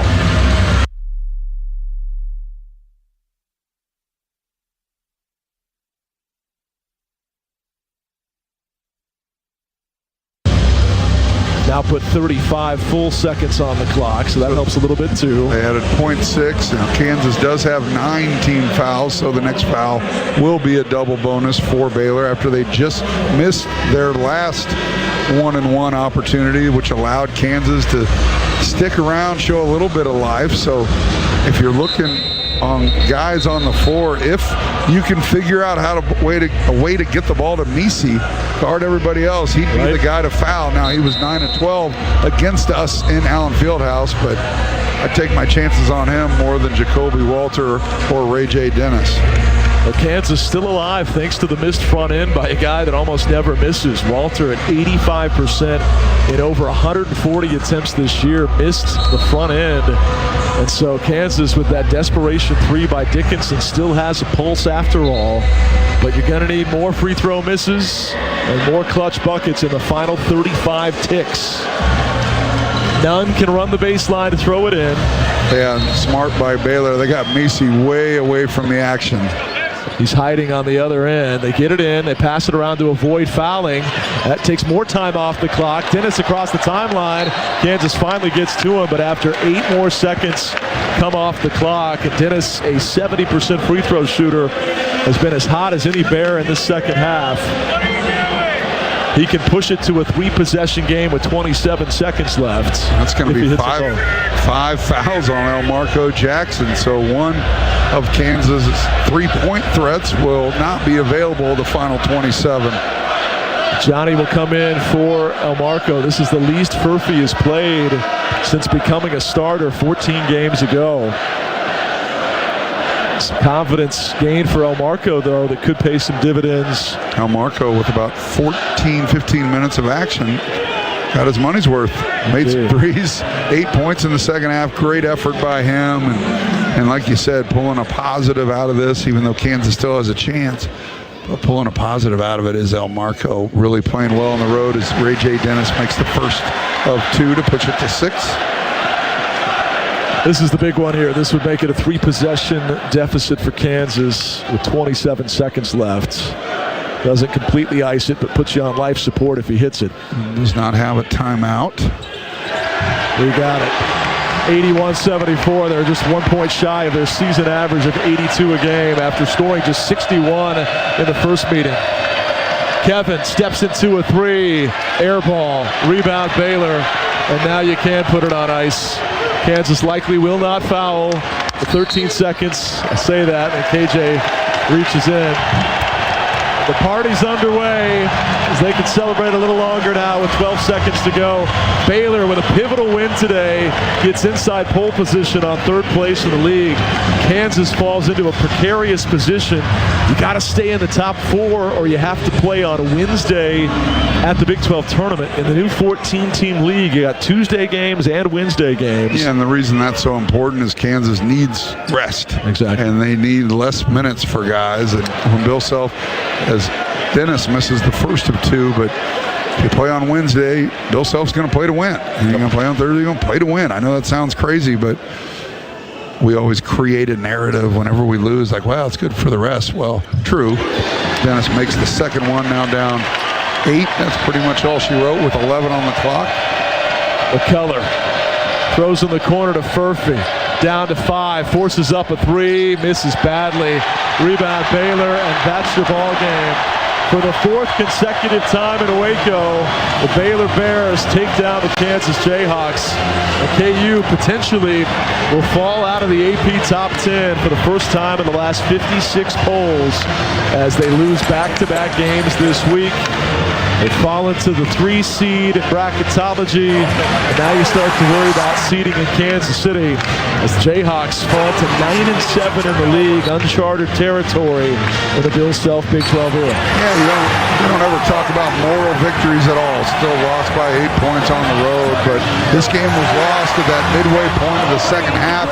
We had everything going early and then just gave up, and Baylor made 8 of 9 field goals in a stretch, and defensively just let us down. And Baylor, give them credit, they were efficient offensively. We labored to score.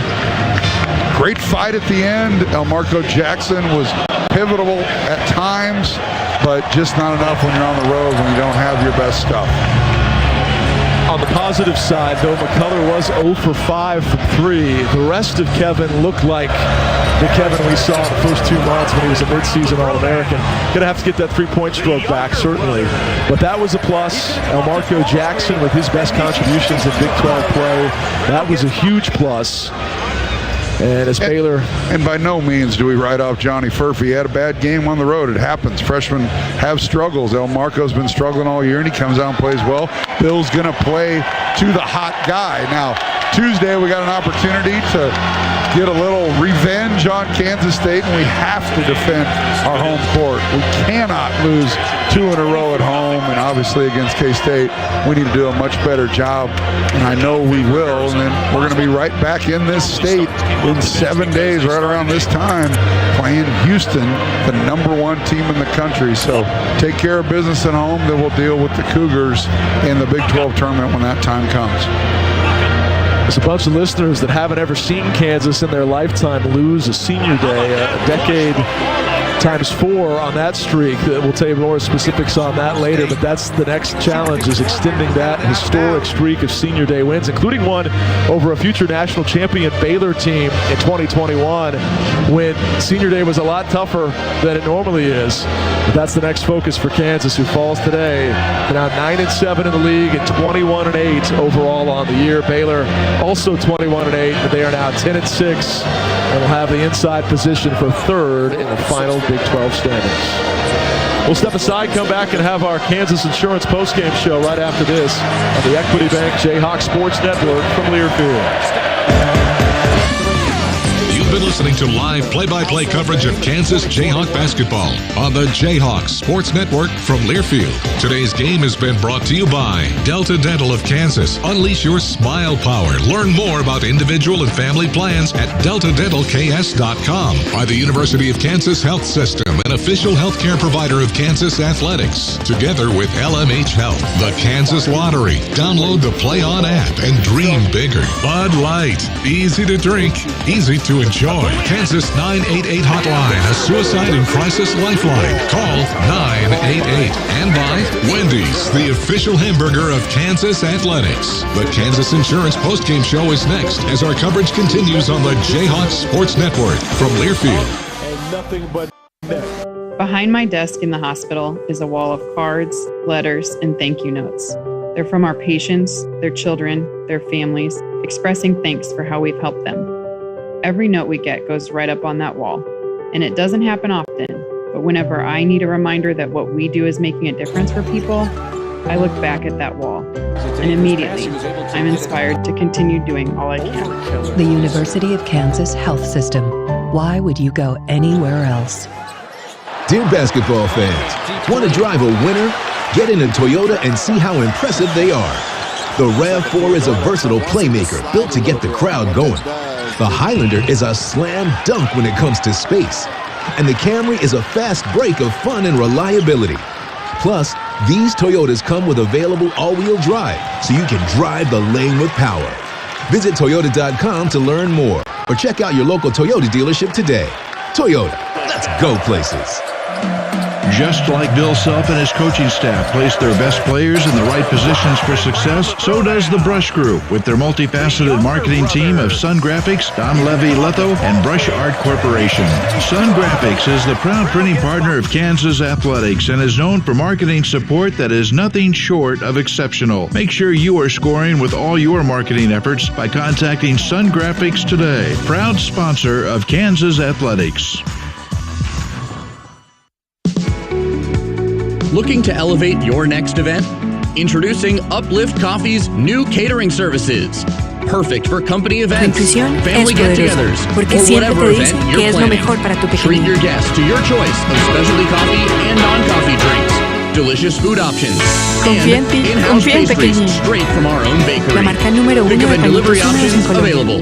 Visit upliftcoffeeshop.com to place your catering order today. And today is a good This is the tale of Powerball.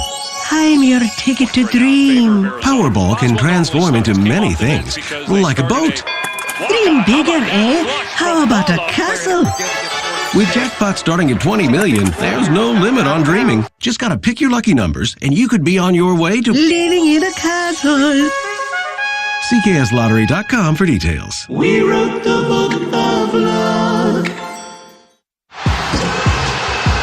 Welcome to the Kansas Insurance Postgame Show on the Jayhawks Sports Network from Learfield. The Kansas Insurance Postgame Show is presented by the University of Kansas Health System, the official healthcare provider of Kansas Athletics, together with LMH Health, Wendy's, the official hamburger of Kansas Athletics, and by Kansas Insurance. For all your farm, business, home, and auto insurance needs across the state, call an agent with Kansas Insurance. Now to break down today's game, let's go back courtside.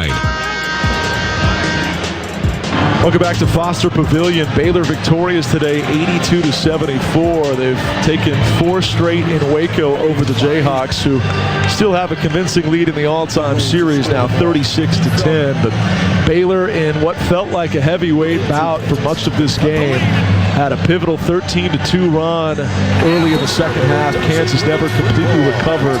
They got it down to a 2-possession game on a couple of occasions, but just too much out of BU in that one pivotal stretch. And really, Ray J. Dennis hit all the big shots when they needed them. It's time to pick our Kansas star of the game. Greg, I'm seeing 2020 with Dickinson and McCullough each at 20 points apiece. DeJuan Harris certainly had his moments as well, but who do you turn to as your Club Car Wash player of the game? Well, it's a tough one. Like you said, 20 points for 2 guys, but I think I'm going to go with DeJuan Harris. He had 12 points, played 38 minutes, 9 assists, only 2 turnovers. Defensively is why I may not have given it to DeJuan Harris, because Ray J. Dennis really took advantage of him in the same manner that DeJuan Harris took advantage of him on the other end with those running one-handers, and that's a team defense deal, and so you got to pick somebody. I thought Hunter was great early. I thought Kevin showed a lot of grit coming back, and everyone's talking about what's going on with Kevin. Well, I said it in the pregame. He's injured, and when he got healthy, he played. He legged it out, saw him tweak it a little bit, and so a close second, I would go with Kevin McCullough, but picking a player of the game, let's go with DeJuan Harris. All right, DeJuan Harris, the player of the game, brought to you by Club Car Wash. Find a location near you at clubcarwash.com. Strong honorable mention to Dickinson, who had 4 blocks, one off a career high, and 20 points on 75% shooting. But Greg goes with Wando as your Club Car Wash player of the game. KU Falls 82-74 on the Equity Bank Jayhawk Sports Network from Learfield. BMW of Topeka is a proud sponsor of Kansas Athletics, and we want you to drive to the tournament again this year in a new BMW. That's right. Enter for the opportunity to drive a new BMW to our Jayhawks first round games in the tournament. Can't wait? Come to BMW of Topeka to select from our large selection of new BMWs. You will feel like you just hit a long 3-pointer from the corner. BMW of Topeka, 3030 South Kansas Avenue, or online at bmwtopeka.com.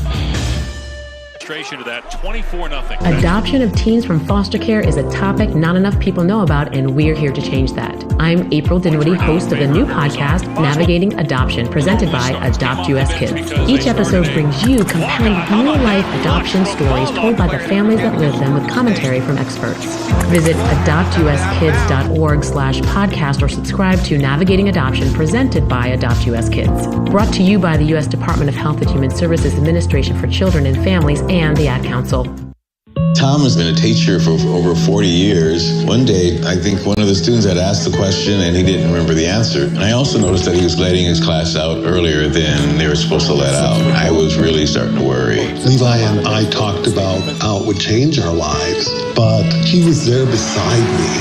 When something feels different, it could be Alzheimer's. Now is the time to talk. Visit alz.org/ourstories to learn more. A message from the Alzheimer's Association and the Ad Council. Victor deployed for the first time to Afghanistan in 2003. He sustained a moderate traumatic brain injury. One of the most important elements of caregiving is taking care of yourself. For many military veteran caregivers, their caregiving journey starts earlier in life and lasts longer.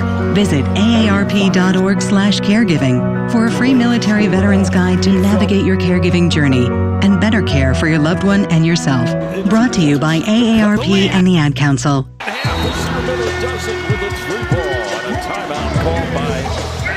This copyrighted broadcast is an exclusive presentation of Learfield under the broadcasting rights granted by the University of Kansas. Reuse of this presentation is prohibited without the express written consent of the University of Kansas and Learfield. Announcers are provided by Learfield and approved by the University of Kansas.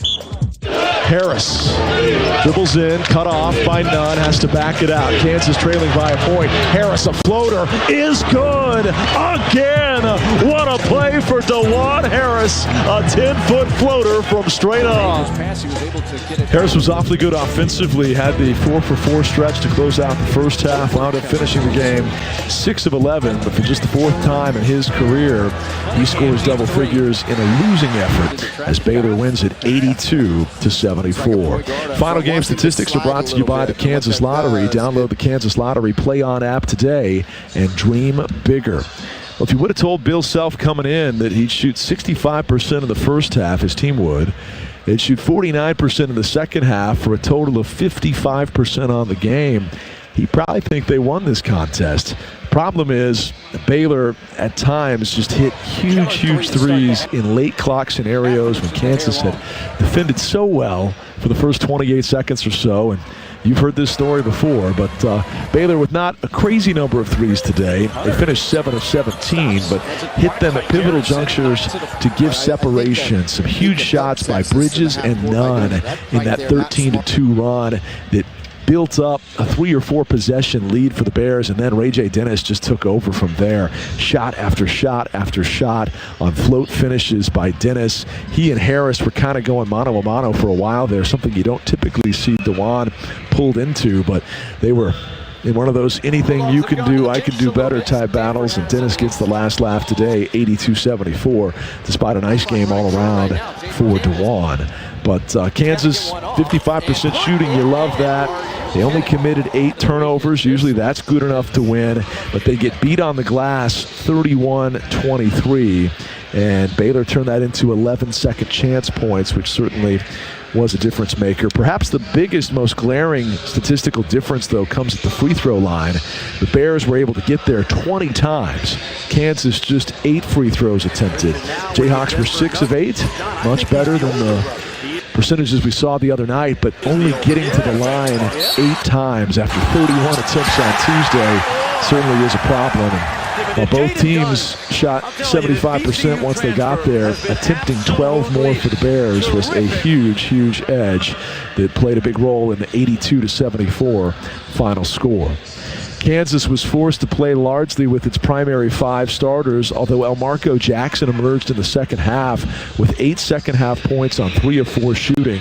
When Johnny Furphy was struggling for a stretch there early in the second, they went to Elmarco, and he winds up playing 15 minutes. It really changes the narrative on the way we were talking about the bench over the first 20 minutes. Kansas had had a stretch there to start the game where Bill Self made near wholesale substitutions 4 out, 4 in. Bigger than we've typically seen. With Kevin out in recent games, he's been going with 3 out, 3 in substitutions. With the likes of Parker, Jamari, and Elmarco all coming in at once. But today you brought in those 3 and Nick all together at once. And the first 2 stretches that they attempted that, one lasted all of 45 seconds.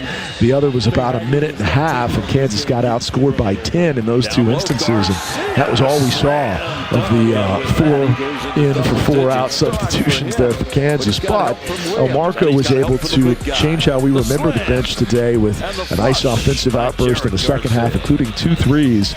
Without his 2 3-point makes, the rest of the Kansas team, the guys that typically shoot them, were just 2 of 11. As a team, they finished 4 of 13 for 31%. That continues to be an area of major concern.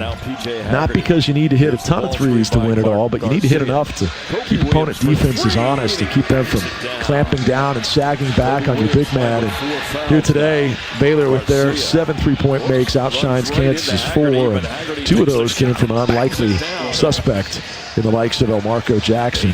Kevin McCullough was 0 of 5 from 3. Nick Timberlake 0 for 1. Furphy 1 of 3 from 3. But Johnny just 1 of 5 overall in only 23 minutes. 6 points, 3 rebounds for Furphy. The rest of the Jayhawks scoring numbers, 20 apiece for Dickinson and McCullough, 6 apiece for Adams and Furphy, 8 for Elmarco, 12 from DeJuan, 2 from Parker Brown, who did not play in the second half after that first half foot injury. Kansas was really limited with the depth, and when they took Hunter out, it was not to bring in another big. They had to go small, and this team's lack of proven bench help continues to be an issue, unfortunately, and may have just suffered a setback with Parker here today. We'll have to check his status and monitor that heading into Tuesday. Speaking of Tuesday, as I said, it's been 4 straight decades of winning on senior night or winning in the home finale for a year where there might not have been a senior, but 40 straight in that senior night setting for Kansas. They'll try to make it 41 in a row when they take on Kansas State on Tuesday night. Still to come, we will bring you a play of the game and, of course, the post-game thoughts of Bill Self. Before we get out to break, let me remind you that those 6 free throws that Kansas hit generate a $60 donation from Storage Mart to Big Brothers Big Sisters. You don't like the fact that Kansas only attempted 8 and only hit 6, but 6 of 8, $60 donated to Storage Mart for Big Brothers Big Sisters. And then, of course, Thrivent and Kansas Athletics have been charting the blocks all season. 4 today from Hunter was 1 off a career high. Parker added another. 5 total blocks. They donate $25 per block to Just Food of Lawrence. So that's a $125 donation to Just Food from Thrivent and Kansas Athletics. Bill Self still to come in our play of the game as well. KU falls 82-74 on the Equity Bank Jayhawk Sports Network from Learfield. Did you know LMH Health Ortho Kansas is the only orthopedic clinic in Lawrence to offer robotic-assisted total and partial knee replacement? Get back to healthy with Mako robotic arm-assisted surgery for knee replacements. This advanced robotic technology transforms the way joint replacement surgery is performed, enabling surgeons to have a more accurate, error-free surgical experience with increased accuracy. Ask your orthopedic surgeon if robotic-assisted knee replacement is right for you. Visit www.lmh.org/Mako, M-A-K-O, today to learn more. Wish your life came with a warning app? Stop. That dog does not want to be petted. A heads up before something bad happens. You should not send that text. Uh-oh. Life doesn't always give you time to change the outcome, but prediabetes does. With early diagnosis and a few healthy changes, you can reverse prediabetes and prevent or delay type 2 diabetes. To learn your risk, take the 1-minute test today at doihaveprediabetes.org. Brought to you by the Ad Council and its Prediabetes Awareness Partners. Uh-oh, Brad's buzzed. Oh, yeah? Yeah, he's starting with the whoops. And now a speech. I just want to say that friendship is about heart and brain. Who's with me? Good thing is, he knows when he's buzzed. And my brain is saying, when it's time to go home, somebody call me a ride. Love that guy. Me too. Know your buzzed warning signs? Call for a ride when it's time to go home. Buzz driving is drunk driving. A message from NHTSA and the Ad Council. Hey, so what's a great way to spread awareness that driving high is illegal everywhere? A catchy song, of course. You can run, but you can't drive high. You can run, but you can't drive. friendly reminder, don't drive high. If you feel different, you drive different. Brought to you by NHTSA and the Ad Council. This will be their third crack, but a steal by McCullough. Here comes Kevin to the rim. Right-hand runner, good. Welcome back, Kevin McCullough. Kevin McCullough's re-addition to the Kansas lineup was huge for KU today. Yes, it's another defeat, an uncharted territory to be now 2-6 on the road in the league. You never see that in the Bill Self era. But this loss is a lot easier to stomach than previous ones because you feel like if Kevin continues to return to form, and that will start with getting that three-point stroke back. He was 0 of 5 today, so that's not all the way caught up. And there was clearly some conditioning moments where he didn't have the same liftoff, which probably led to a couple of missed layup finishes. But overall, for him to come back today, go 9 of 19 in 32 minutes, to tweak the knee late in the first half, but have the confidence to play through it in the second half. He showed some toughness, and he proved something to himself that he can trust it. There's nothing structurally damaged there to where playing through it will be a problem. If he can just handle the pain tolerance, and if Self and company can work on the load management, to me that's a major, major positive. His presence was felt so much almost instantly on the defensive end of the floor. He's credited with only 2 steals, but I promise you, he had 5 or 6 deflections today. He's so much tougher to shoot over, which is why you saw Baylor hit 7 threes instead of 10 or 12. And the fact that he was able to come out there, knock knees a little bit, but hang in, I think will do a lot for his own personal confidence in playing through a nagging bone bruise going forward. And keep in mind, ever since this bone bruise injury happened, a lot of his shooting lines going back to the Cincinnati game were of the 5 of 18, 4 of 14, 5 of 17, 6 of 18 variety. Today, I think he leaves out of here with his head held high and a confident, efficient line of 9 of 19, knowing that, yes, the threes are going to fall eventually. But I was able to do, talking about Kevin, a lot more of what I was doing in November and December and early January before the injury. That, to me, is a huge positive. Elmarco Jackson's 8 second-half points, a huge positive. Hey, Johnny Furphy had an off game. No big deal. He'll bounce back. He'll be fine. But I think you head into the final week of the regular season, and now in the month of March, feeling a little bit better if Elmarco's name and number are called in a win-or-go-home scenario, and you certainly feel worlds better about this team with Kevin McCullough on the floor. Got to get more threes to fall. Got to do a better job on the glass, certainly. Got to get to the free throw line more, certainly. Although sometimes that's tough to do on the road. But I think I walk out of here feeling a lot different than some previous losses in recent weeks where without Kevin and not knowing when the end was in sight on the end of his lengthy timeout, 5 of 8 games missed, now you feel like, okay, we got our guy back. And he played through something today.